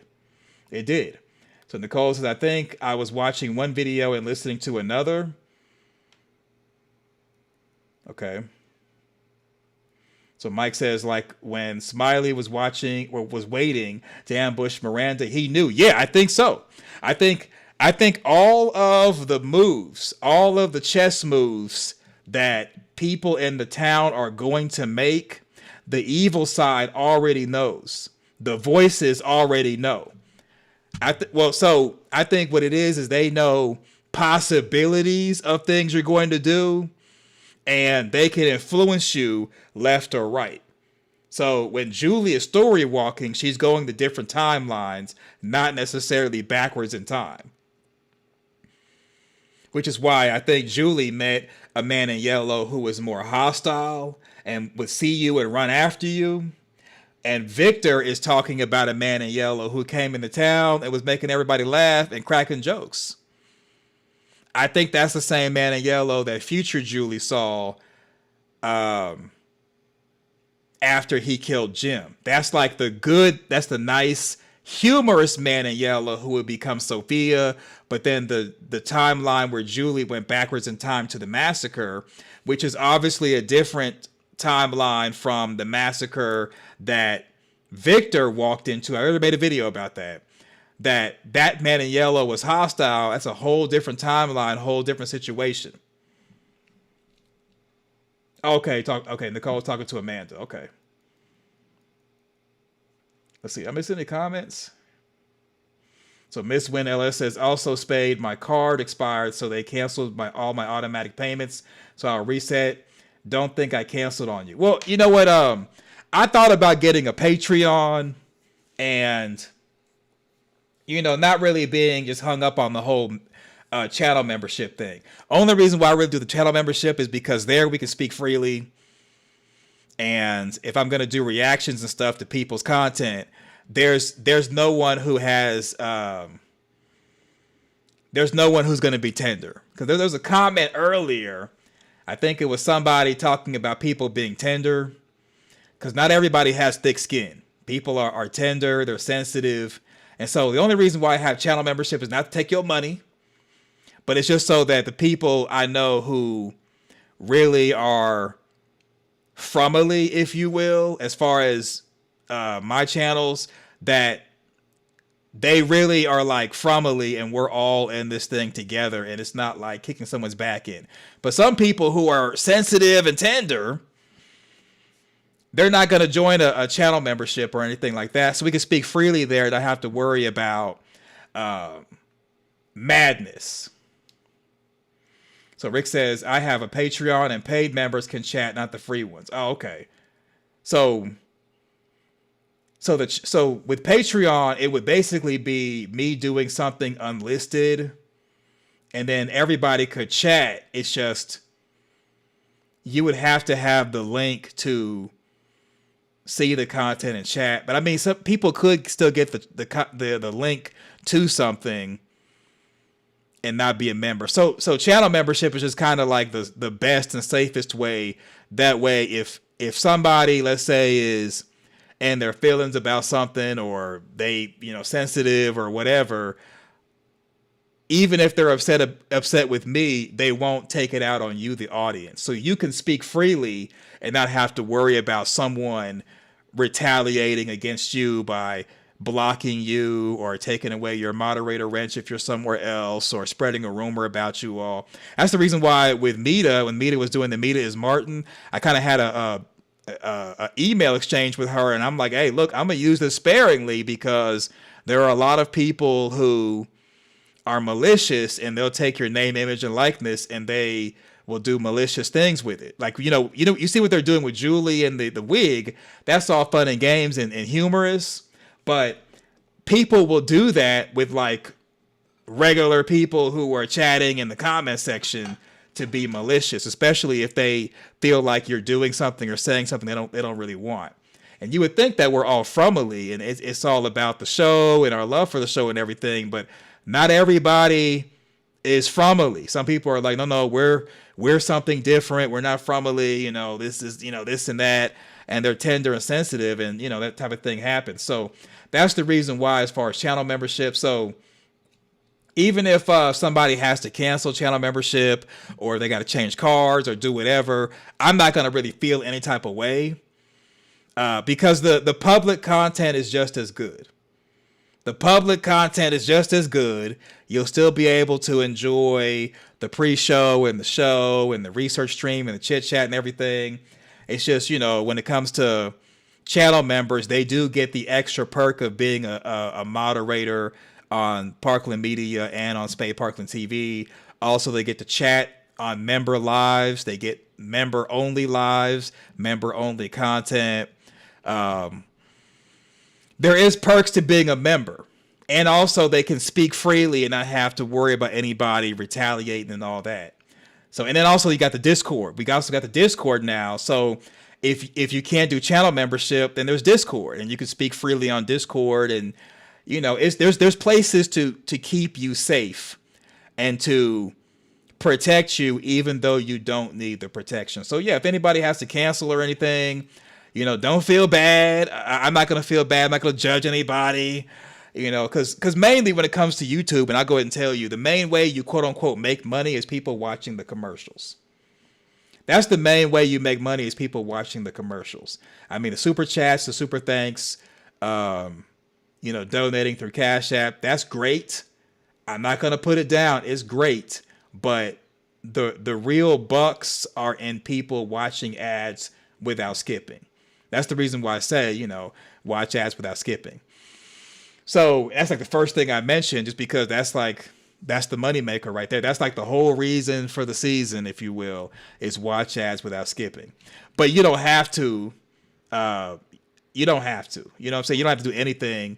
So if you got to change your card or do anything, don't worry about it. It's not going to hurt my feelings. We're all just hanging. Like right now with the research stream, I mean, you see the channel's not monetized. We're just hanging out. I'm going to be real with y'all. We're just hanging out, talking. I'm not cracking jokes that much, but we're just basically hanging out on, what's this? This is Wednesday? We're hanging out on a Wednesday afternoon. So that's all we're doing, just hanging out. And I'm going through episodes looking for stuff for a theory video that I will do or I may not do. I will be honest with you. Most of these research streams is just really us hanging out. I don't end up making videos on none of this stuff.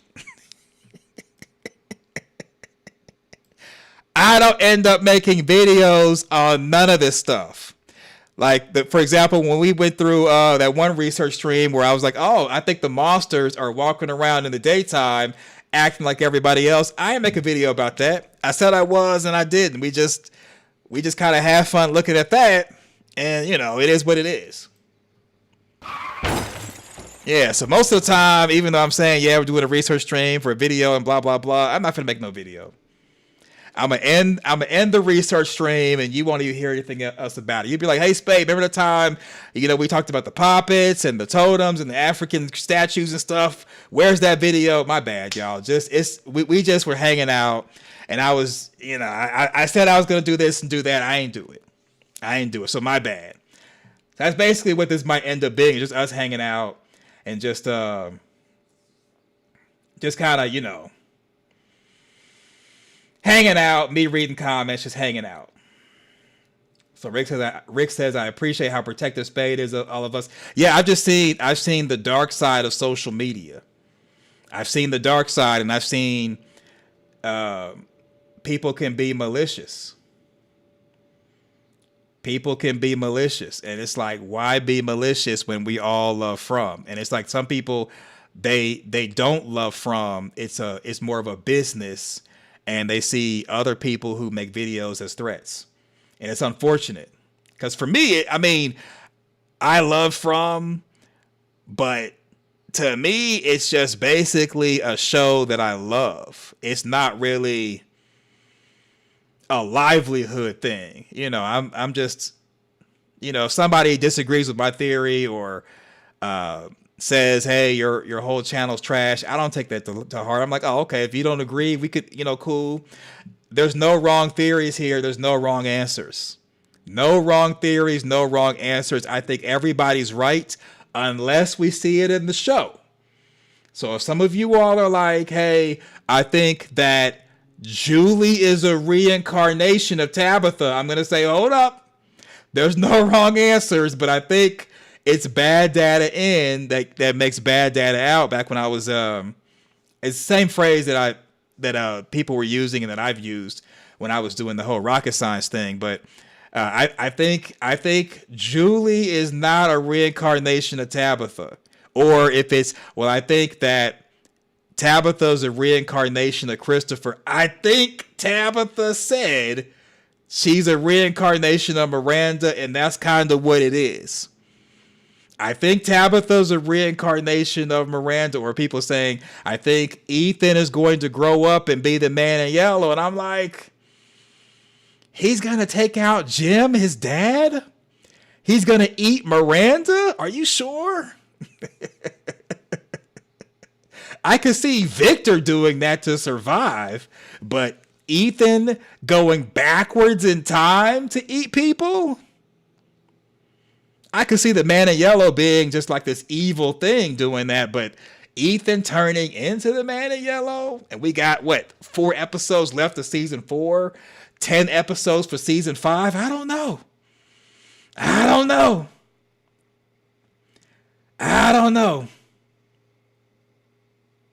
So Miss Win LS says this season who don't I guess this season there are people who seem to not be really involved or in love. Is that what you were saying, Miss Win LS? Okay. So Miss Win LS is saying this season there appears to be people who are not really involved or in love with the show as we are. And yeah, I think they never were. I think it's, as far as content creators, it's a business for some, and they're like, they enjoy the show, but they're not like really fans. And you can kind of see the things that they're doing that they're not really fans. I mean, why would you? Okay, let's say I had press credentials and I got the episodes early. I'm going to just do reviews on an episode to say if I like it on a scale from 1 to 10. This is what they're supposed to be doing. I'm going to go and just tell y'all. So they have press credentials. They're supposed to be doing spoiler-free reviews and then spoiler reviews and then also, and critiquing the episode. Like we saw one content creator, that's what he was doing. He's like, hey, I got episode 1 through 6. This is a spoiler-free review, and he kind of laid out some points of he felt that Tabitha not, being in denial of who she was or who she is.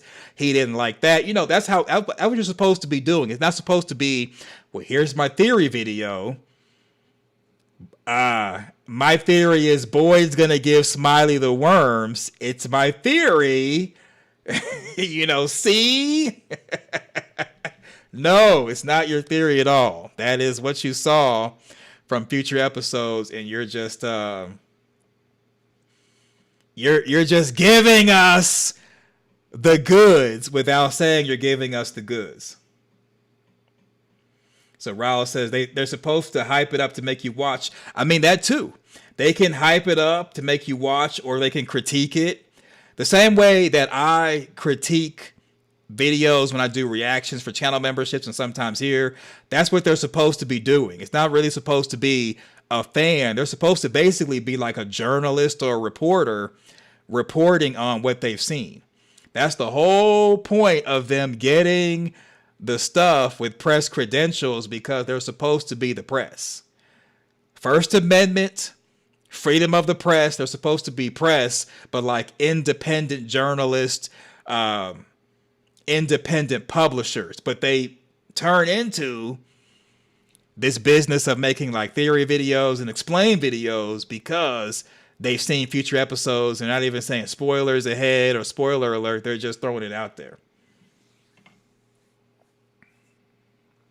Yeah.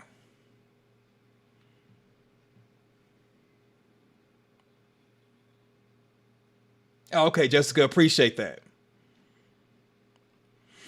Okay, back to this bus. So because we got the creature or the monster in front of the ambulance and dude's about to get out, they know that in this possibility, if they get out, she's going to be there. So because of this, let me screenshot this. I may end up needing this for something in the future. I don't know what, but this has nothing to do with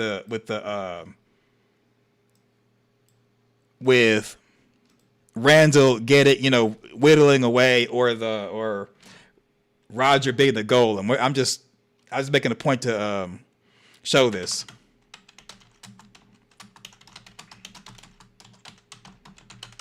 Yeah, because of things like this, and plus the voices knew the Matthews were going to be coming into town, thinking that you're going to outsmart the township, it's not going to happen. It shouldn't happen, even though it might. It might happen. They may find some weird way to make it happen, or they could have Julie story walk to the future to see a possible timeline or a possible future, and then that's what they like. It's like, okay, you're going to get this outcome if we follow these steps, and then now they can fight back knowing that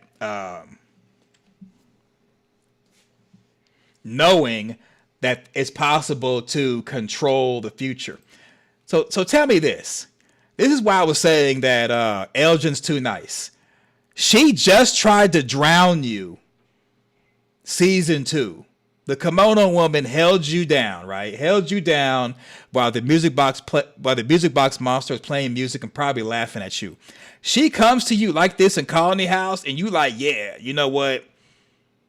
Whatever you say, I'm going to do whatever you say. This right here is the reason why I say Elgin is too nice. Y'all remember, if you've been kind of watching my videos for a while, remember back when I said there's no way I would see someone look like this and trust them, and somebody said, oh, my grandmother looks like this. So if you're the person who said your grandmother looks like this, I apologize in advance. I'm not trusting your grandmother. If she looks like this, like a monster, there's no way a human can look like this unless they're like, I guess, immortal, but they still grow old. Ain't no way. Ain't no way. Ain't no way. But Elgin is too nice. He sees that and he's like, you know what? I have been wanting a girlfriend. And even in season 4, talking to Julie, saying this is a part of the plan. This is, it's, I guess, a test or a testimony or something. And Julie's like, you being mutilated is a part of the plan. And believers would say, yeah.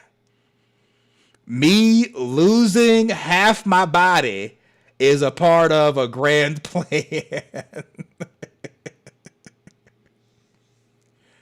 Elgin, how is you getting your eye cut out your body by Sarah a part of the plan? Or maybe the kimono woman told him it was going to happen. You're going to lose an eye. You're going to lose an eye. This is the Christmas story. You're not going to shoot your eye out. Someone else is going to take it out for you. That's what this is. The kimono woman told him, "You're gonna lose an eye and have to sacrifice to go home." And Elgin, you believe her? Nah. I'm telling you.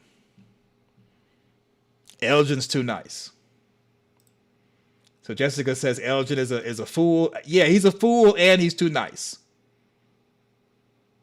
So Amanda says, Spade, I have created the monsters and within each of you. I don't know. I think the monster was already in there. I think you all have your inner golem already in there. So Nicole says maybe that was Elgin's dream. If it was his dream, he still lured Fatima into the root cellar and then forced her to stay down there to give birth. So if this was a dream, it became Fatima's nightmare. All right, I just saw this and was like, Elgin's too nice. So right now we're looking for Randall's figurine. And then I think I'm going to call it a day as far as the research.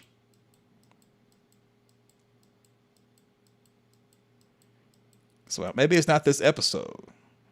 Maybe it's not episode 5. Maybe it's another one.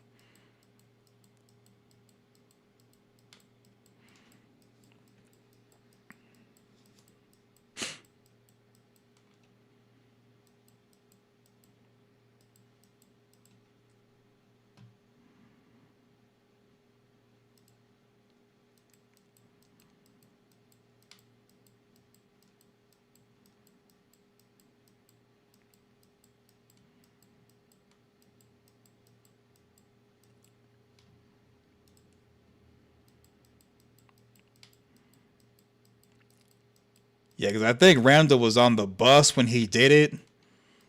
I think what we saw is what it was. As far as seeing Randall doing the whittling.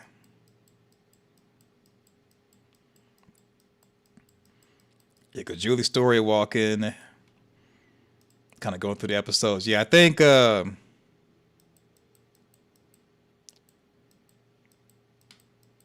yeah, I think that's it.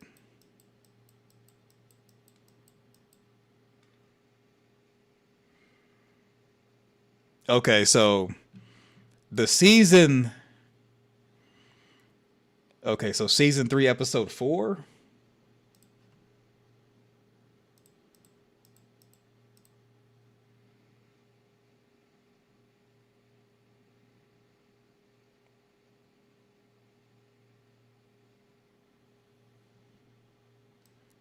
Because we already got the season 3, episode 3. So season 4.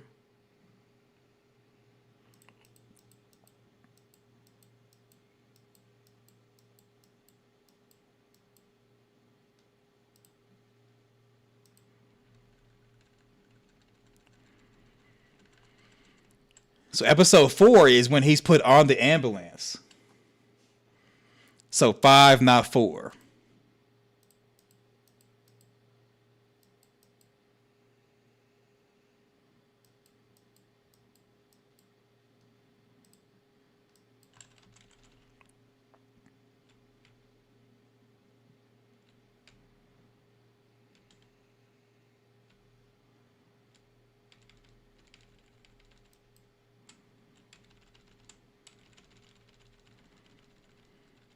So I see Bacta talking to Boyd.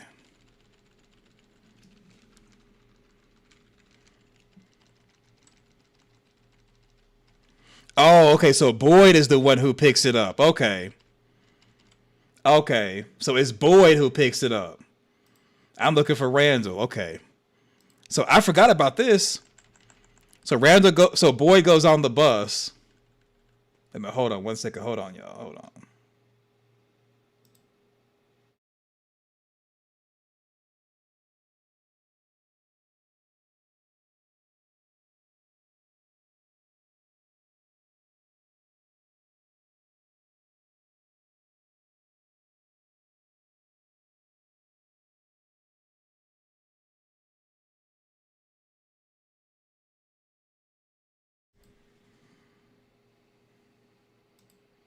Okay, so yeah, I forgot about this. So Boyd is the one who goes on the bus. He picks up the book that I guess Randall was reading, and so this is the head. Okay, so Boyd picks it up. Okay, I got you.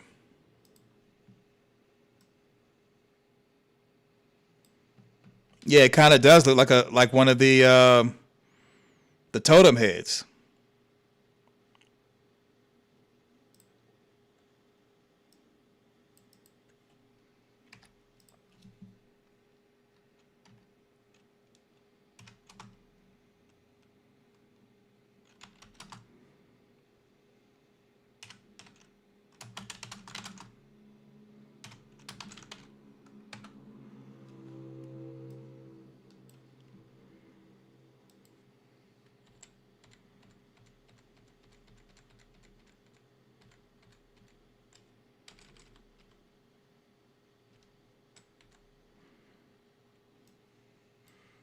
Yeah, so I guess Randall's done with it, or he was done with it, because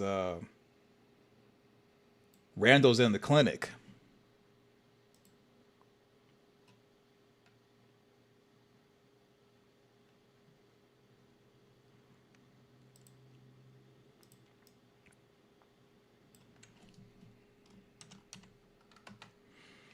Okay, interesting.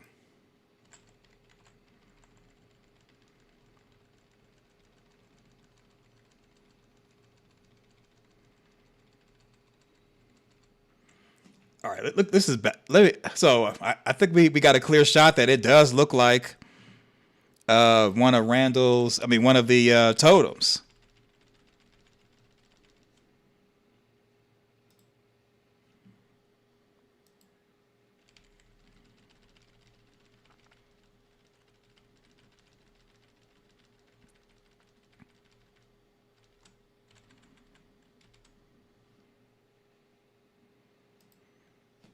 Yep, one of the totems right there.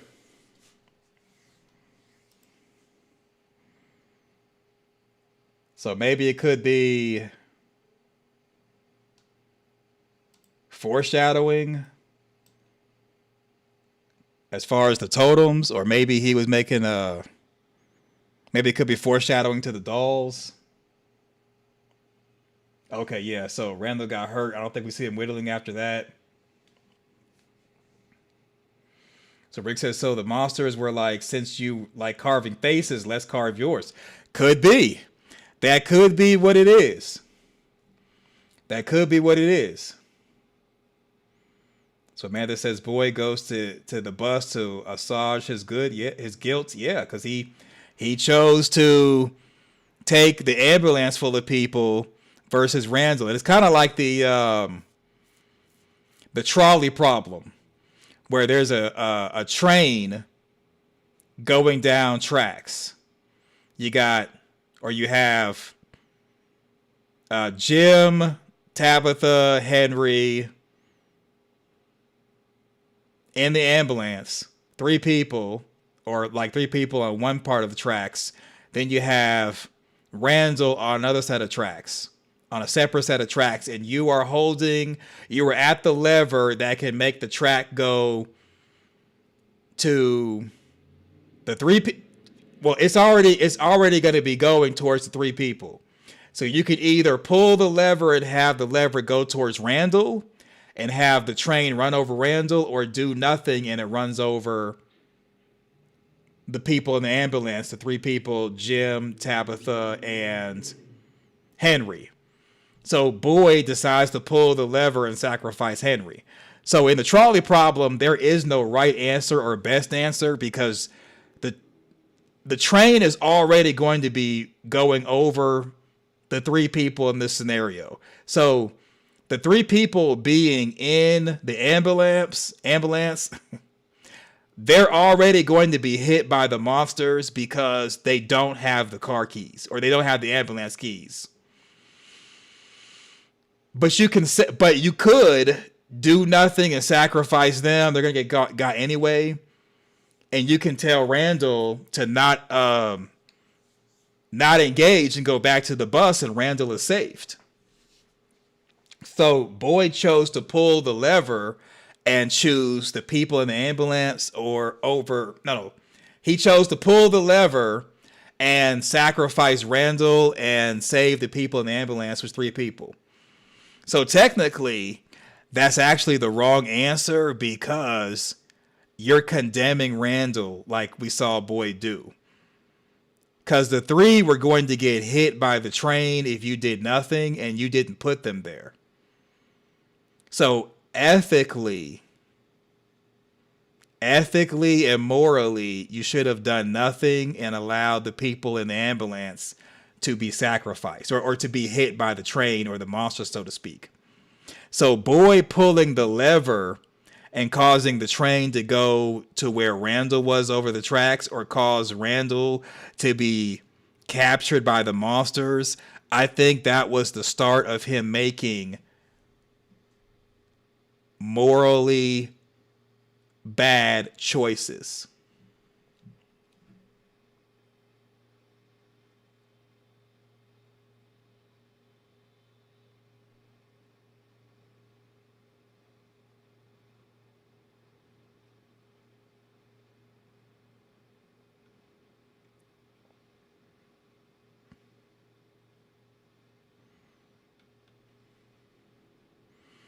Oh, it's a Bible verses video. If it's another content creator, I'll probably look at that maybe towards the end of a week or end of a season. Yeah, as far as looking at other content creator stuff, I usually do that as like a reaction video on channel membership. I don't know, right? To be honest with you all, I hate to be the one to say it, but for right now, I'm kind of bogged down with research streams, doing content, live streams. I'm more focused on y'all than, and you know, those videos are going to be there after the season's over with. And that kind of actually will be a value add in the off season to kind of continue the From train, especially after episode 10 of this season. So read the Bible verses. Okay, so I think we're good as far as this with Randall. So thank you, Amanda, for that. I appreciate it.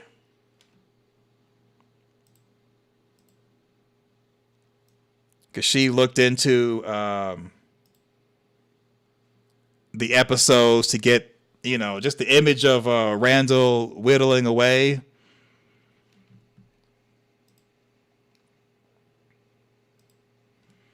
Okay, so we're doing Bible country. All right, so let's see.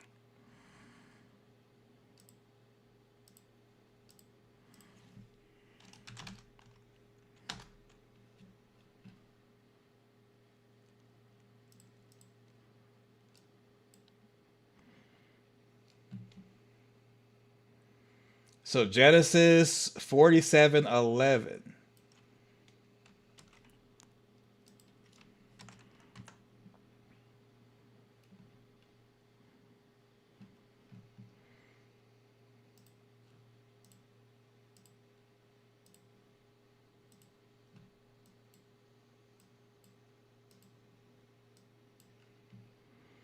Okay, so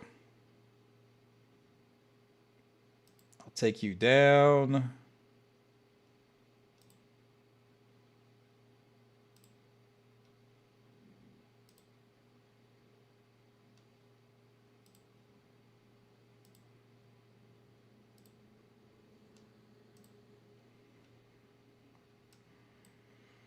Okay, so we're using the New Catholic Bible since I think From is based off of Catholicism.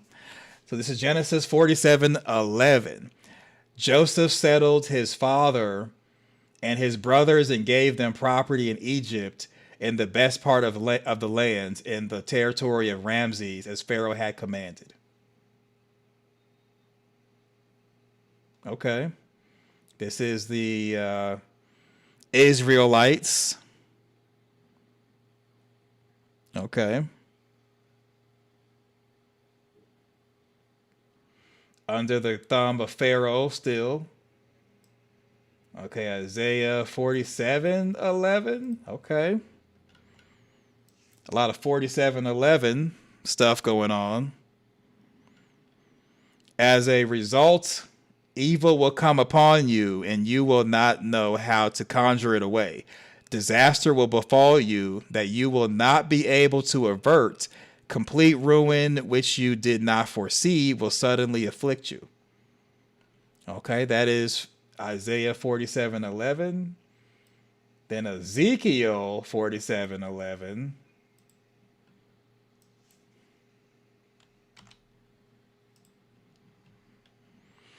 However, its swamps and marshes will not become fresh. They will be left for salt. Okay, so those are the Bible verses. Okay.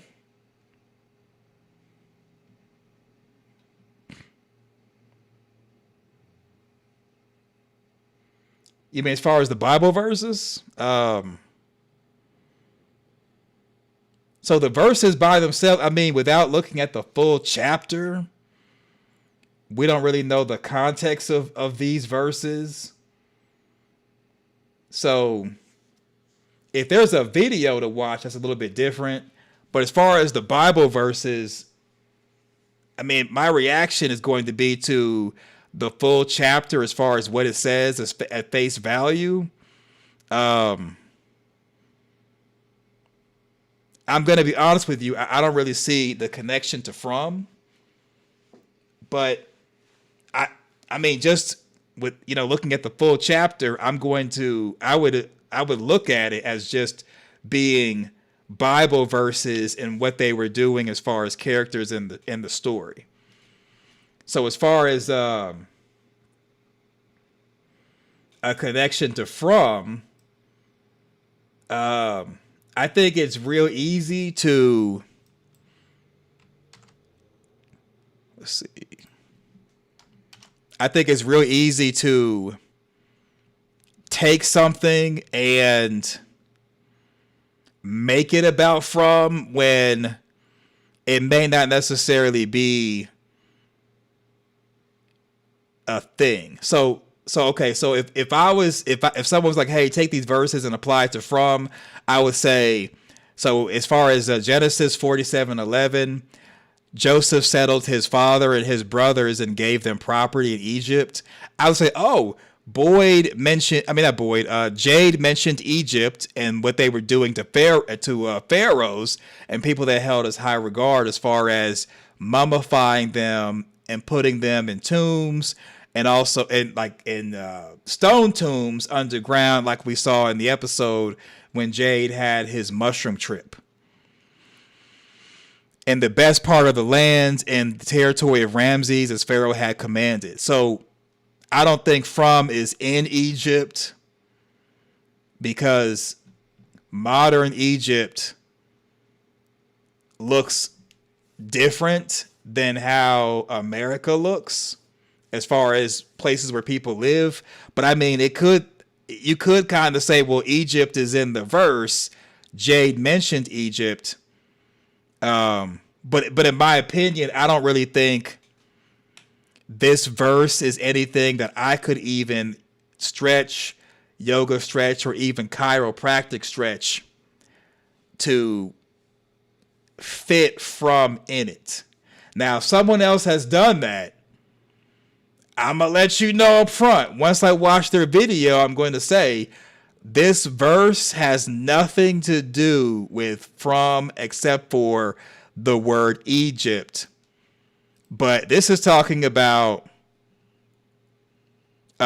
Joseph basically helping his father and brothers get situated in Egypt, because Pharaoh, who owned Joseph and the Israelites and enslaved them, told him to do that. And then Joseph gave them some property and some wares for them to get settled. And they were in the best part of the lands in the territory of Ramses, as Pharaoh had commanded. So that's why I would kind of go with that. Like, if I'm going to chiropractic stretch, I'd say, hey, maybe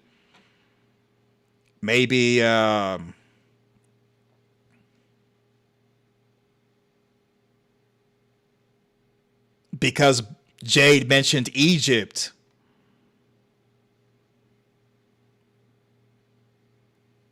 maybe this is like back when they were colonizers and the original Jade may have settled in the township with his father and his brothers, commanded by whoever. I'm not even gonna try. All right, so I'm not able to chiropractic stretch that. The Herculean task that I just tried to do, I'm gonna be honest with you, it's just gonna end up being, it's gonna end up just being Fatima's Martin. There's just no way you can kind of say, well, because Jade mentioned Egypt. Egypt is in that verse. Jade is like Joseph and, commanded by the Pharaoh to do this. The Pharaoh's the ancient evil over the township. And so the ancient evil commanded the original Jade to settle into the township. And that's the reason why we had the people on the boats on the cave painting coming into the town. It's just Fatima's Martin. It basically would be Fatima's Martin if I'm gonna do all that to say, oh, Egypt, boom, boom, boom, boom, and all the verses are 47:11. So if there's a channel that took 47:11 and was like, oh, look at all these verses, it's from, I'm gonna be like, no, Fatima's Martin. There's just there's just nothing going on unless you take the entire chapter and then try to chiropractic stretch this. And so that's Isaiah 47. No, that was Genesis 47:11. So as Isaiah 47:11, as a result, evil will come upon you, and you will not know how to conjure it away. Disaster will befall you that you will not be able to avert. Complete ruin, which you did not foresee, which will suddenly afflict you. Now, you could say, well, this verse is basically warning Jade as a result of you learning or gaining knowledge, evil will come upon you like going through the red door, and you will not know how to conjure it away. Disaster will befall you. And you could say, okay, what happens after Jade opens the red door is what Martin was describing as far as darkness in the forest, nightmares, you couldn't begin to imagine, things you were never meant to see. You could say that. Now, 47:11, I'm going to have, so, that's how I'm talking about the fall of Babylon. And it's talking about Babylon. So now it's like if you put that verse into context, are we saying that the township is like Babylon? Because at Colony House season 1, they were all about hedonism. And I think that the hedonism that they were doing in Colony House, that has a red door in the basement, is basically like saying Colony House is Babylon, and Babylon is going to fall because of things that Colony House was doing in the township. Now you could yoga stretch that and say, well, yeah, Colony House was like Babylon because of what they were doing with the hedonism, that the Lord is going to punish them because of, as a result of everything you've done. Evil will come upon you and you will not know how to conjure it away. Disaster will befall on you. And you could say that. You could say that.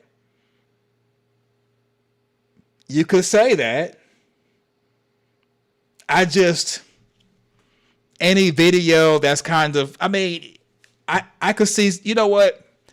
That's not a Fatima's Martin. I think it's a yoga stretch, because you could say, well, yeah, Colony House was like Babylon, and Babylon will fall because you all were hedonistic and not worshiping God, not living biblically, you're fornicating, hedonistic, and that lifestyle is what made Kevin not be able to connect with you all, and he chose to connect with a monster because he's tender and sensitive.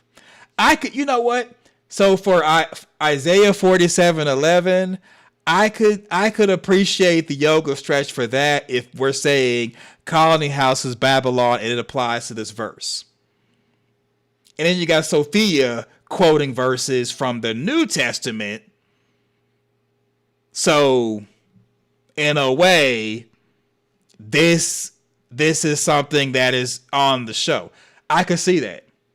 So Isaiah 47:11, I'm going to say that it's a yoga stretch, but I like it. So Genesis 47:11, Fatima's Martin, Isaiah 47:11, yoga stretch, I like it.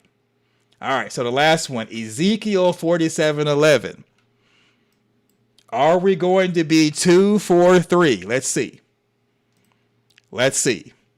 All right, so this is Ezekiel 47:11. However, its swamps and marshes will not become fresh. They will be left for salt.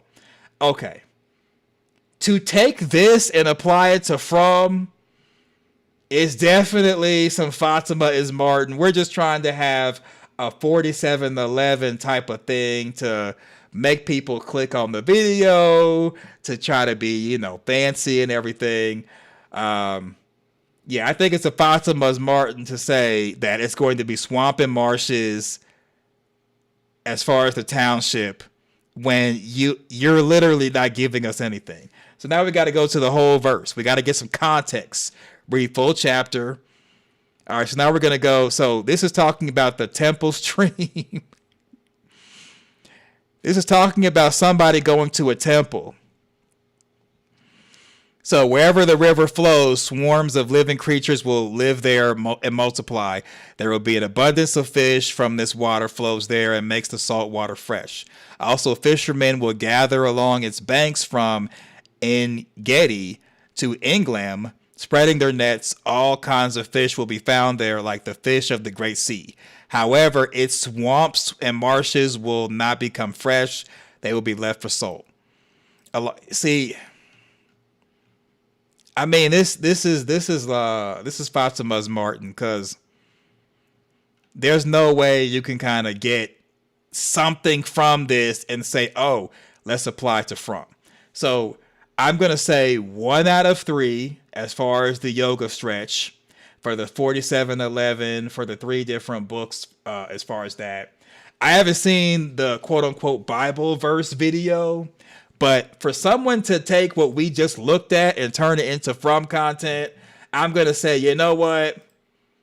If people subscribe for that and they like the video, more power to you. And I know you all weren't thinking I was going to say that, but I mean, more power to you. I mean, think about it. Look at what we just looked at.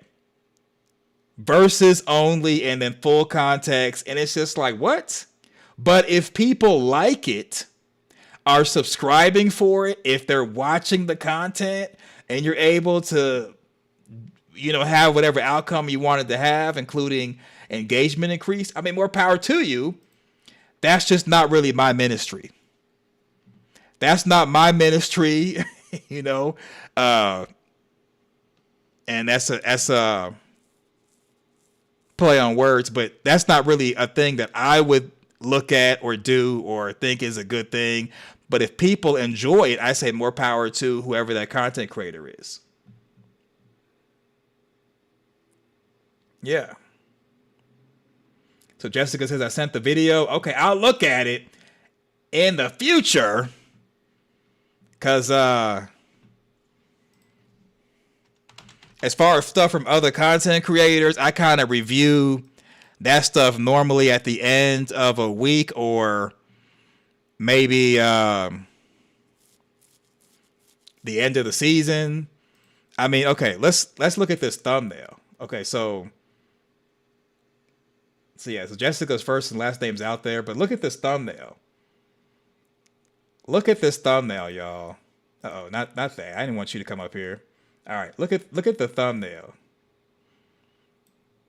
Do y'all see the thumbnail on this thing?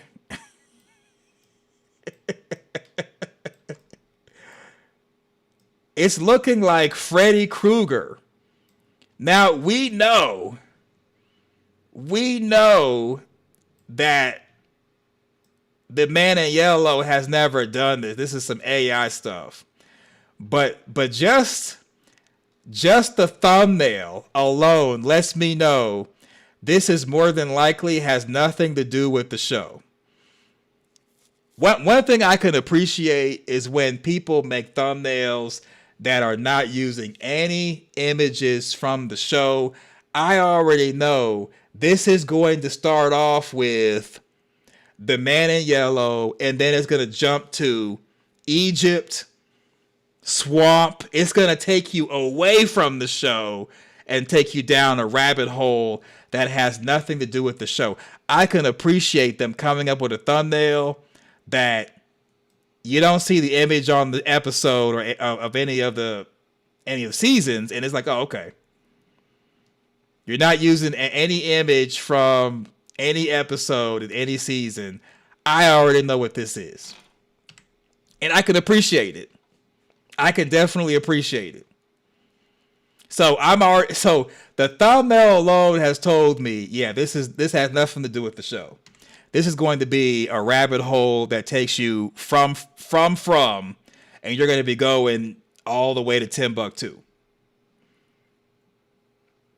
So Michael Sullivan says, wacky thumbnails aside, I like, we all like, I think everybody deserves to make videos. Everyone should be liked.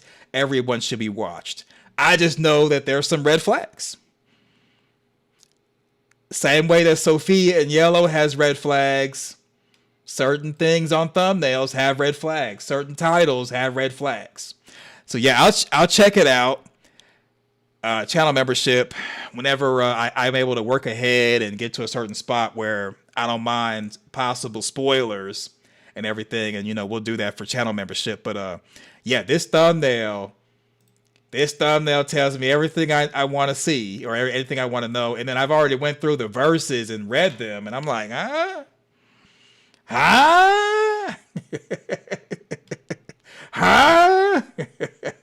But I'm all for being entertained, and I think there are no wrong answers, and I think everybody deserves to have their videos watched, and if people enjoy them, that's all that matters. That's all that matters. Okay, so Amanda, I'll definitely let you know. I don't really have an idea of a next live stream. I may or may not do a video based off of this Totem stuff, and yeah. So Jessica's asking, would you call that clickbait? Well, not really. The thumbnail, I wouldn't say it's clickbait. Neither is whatever. If the title is saying number 47 is blah blah blah. I haven't seen the actual title, but the thumbnail. Every thumbnail is supposed to be clickbait. Every title is supposed to be clickbait.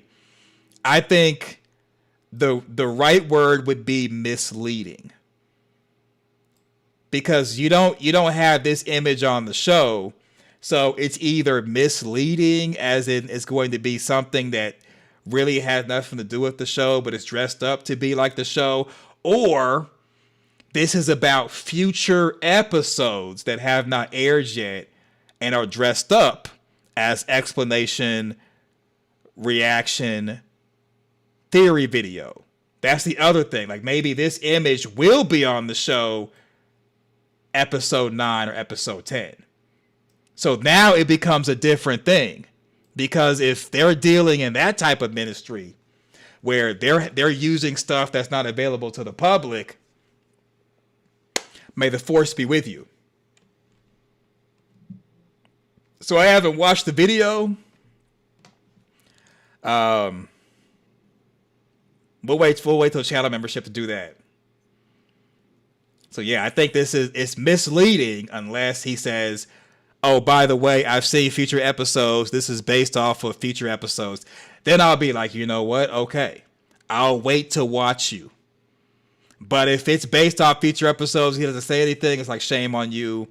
If it's neither A or B, then it's like, well, this has got to be some AI generated stuff. And yeah, it's misleading. Because where do you get this image? Where do you get this image where it looks like the man in yellow has won? And remember, he took this off with the yellow suit, and he's now wearing the Sophia costume. So unless it's a future episode or something, this tells me it's got to be based off of season 3, episode 10, or season 4, episode 1. The only time we've seen him wear the man in yellow costume, or in the past, when Julie Story walks. So when I review the video, and I will review the video, I'm going to go into all that, like, okay, this thumbnail and some of the images you may have in your video, WTF, where are you getting the images from? Oh, AI? You're using AI images that have nothing to do with the show? That's misleading. But some people, they just enjoy From so much, they're like, give me anything, even if you have to lie to me. And you know what? There are people in relationships just like that. Tell me lies, tell me sweet little lies. Tell me lies, tell me sweet little lies. So some people, they're like, hey, you can cheat on me, just I don't want to know. And don't disrespect me in public. Okay. Also, tell me lies, tell me sweet little lies. So some people, they want sweet little lies. And I'm like, you know what? Hey, more power to you. As long as you're happy, that's all that matters.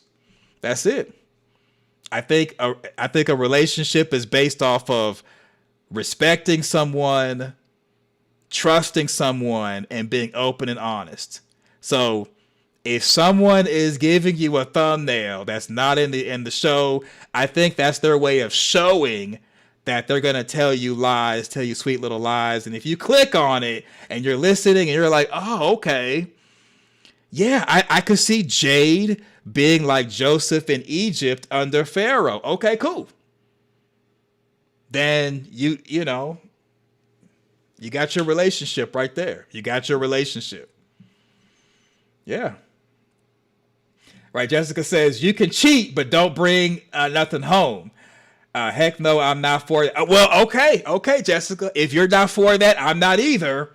Then the telling of sweet little lies may not be our thing. That's the reason why I kind of don't really watch other content creator stuff, because there's a lot of, well, I want to cheat in peace. I want to exercise my options and tell you sweet little lies, or give you spoilers and not tell you. And I'm like, no.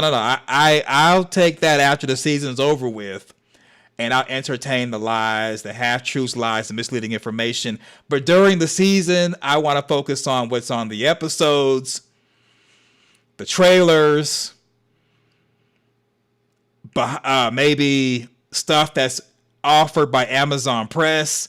I just want what everyone else has access to, and that's it. That's it.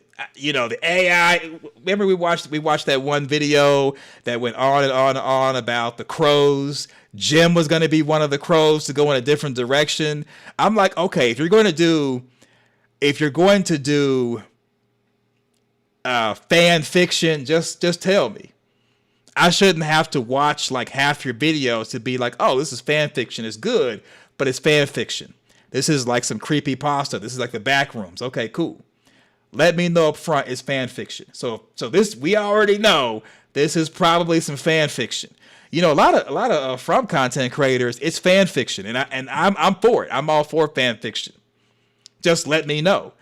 And I know people are not going to let me know. That's why I wait till the end of the season to watch a lot of people's stuff, because I'm telling you, they're quick to tell you, oh, my theory is that Boyd is going to give Smiley the worms. That's my theory. What? How do you come to that conclusion? Research. Okay. So this right here is probably some fan fiction. Nothing wrong with that.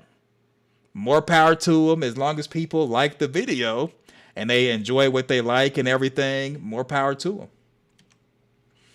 So there's that. Yeah, that thumbnail, unless it's from a future episode, we didn't get that season 3, episode 10, or season 4, episode 1. We didn't get that image. Or this could be from when the man in yellow was taking his clothes off to transform into Sophia. Okay, cool. Maybe that's where this is from, because he was kind of like smiling. You know, let's look it up. Let's settle the argument right here. Is this when he was transforming into Sophia in yellow? Let's see.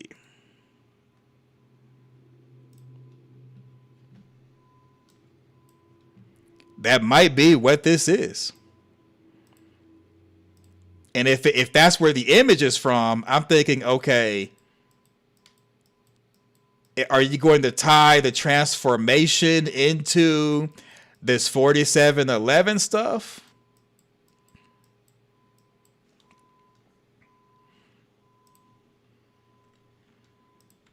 Let's see. Okay, so here it is right here.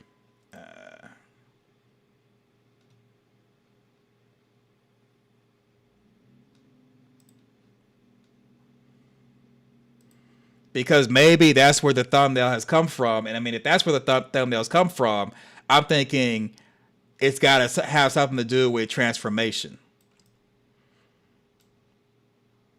Because for me, when I do my thumbnails, I kind of try to use thumbnails that are relevant.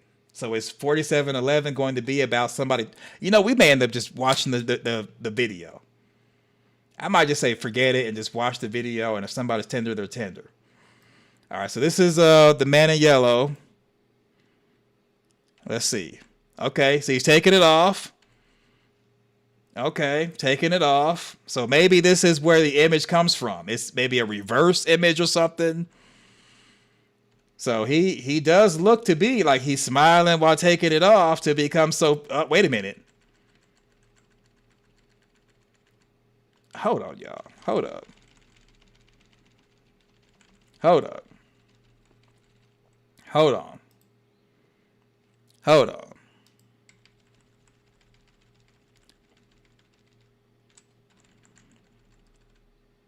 So, okay. So, here's what we got right here. So this is the only time, this is the one transformation scene for season 4 episode. Well, really, not just season 4 episode 1, but the entire series. Rick says, take it off, take it off. Okay. All right. So in this thumbnail, he's looking up. He's looking up and smiling. So let's see if we get this actual shot. If not, I'm still going to be giving the side eye like I was doing. So he looks down while taking off the jacket. Down, looking down. He's looking at the dress for Sophia. Does he look up at all? No. There is no looking up. This is the only time he takes off his jacket and he's looking down the whole time. What are we talking about? So, okay, now we've already established this thumbnail does not exist as far as episodes 1 through 6. Now, 7, 8, 9, or 10, it could exist, but it doesn't exist as far as 1 through 6. We've already seen this right here. He looks down at the Sophia outfit the whole time. So, that right there is a red flag. That's a red flag. Right, Jessica says he doesn't look up at all. Right. So the video still might be good, but that's a red flag when you got an image that is not in the series. So no behind the scenes collider stuff like we saw yesterday where they staged something. No behind the scenes picture, no Amazon Prime press photos, no MGM Plus episodes. This is an AI image that is basically fan fiction. Nothing wrong with that. I've used AI fan fiction thumbnails as well. And therefore reaction videos. So I've used them. This channel's using them. So to me, that's more than likely a red flag. So I've done red flags with my reaction videos, and when you watch it, it's me reacting to someone, and it's not my own original theory. It's me critiquing another person's theory. So unless this is that, and I mean, it probably is not, that's a red flag. If this is supposed to be a theory video or an original work video, not a repurposed video under reaction, that's a red flag. Because you may be getting something that is not in the series. When I do reaction videos, it's not in the series because me reacting has nothing to do with anything I'm using. Well, I may play a video or a picture or whatever, but you know that this is not me talking about From. It's me talking about a YouTube channel talking about From. So it's kind of like not in the series. So this right here is not in the series. Red flag. So I'll review it in the future. I'm not going to do it now. We've already been on here 3 hours, and it was a research stream about Roger and the Totem and the dolls and stuff. We've gone all the way to the left or whatever. So Raul says the man in yellow morphs he's doing so look like old ruined house. It looks like walls. Yeah, man, Doug did look scary eating the liver.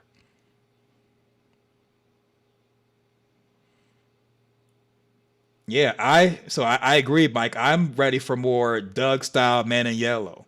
I'm glad more people are coming along. I'm like, hey, I'd rather have the Man in Yellow than Sophia in Yellow because that's what I signed up for when I saw the Man in Yellow come out season 3, episode 10. The way he was, the whole world was talking about the Man in Yellow. And then we get Sophia in Yellow, and it's kind of like, what? What? Yeah. Yeah, so I'm not going to watch the video, but it is on the list or in the queue for things to look at. You know, so there it is. So if you all check it out, you know, more power to you. I say support, like, share, subscribe for that channel holder beyond Premiere and also this channel as well. Yeah, so yes, look at the surrounding area. He morphs into Sophia. Okay, the surrounding area. So, okay, I guess there's something else going on. So, Man in Yellow morphs. He's doing so like it's like the little mini ruins where Victor, Jade, and Ethan found the Man in Yellow's jacket at. So the Man in Yellow is quote unquote morphing at that area. So that kind of answers that question. So yeah, you're right. It is like an old ruins house or whatever.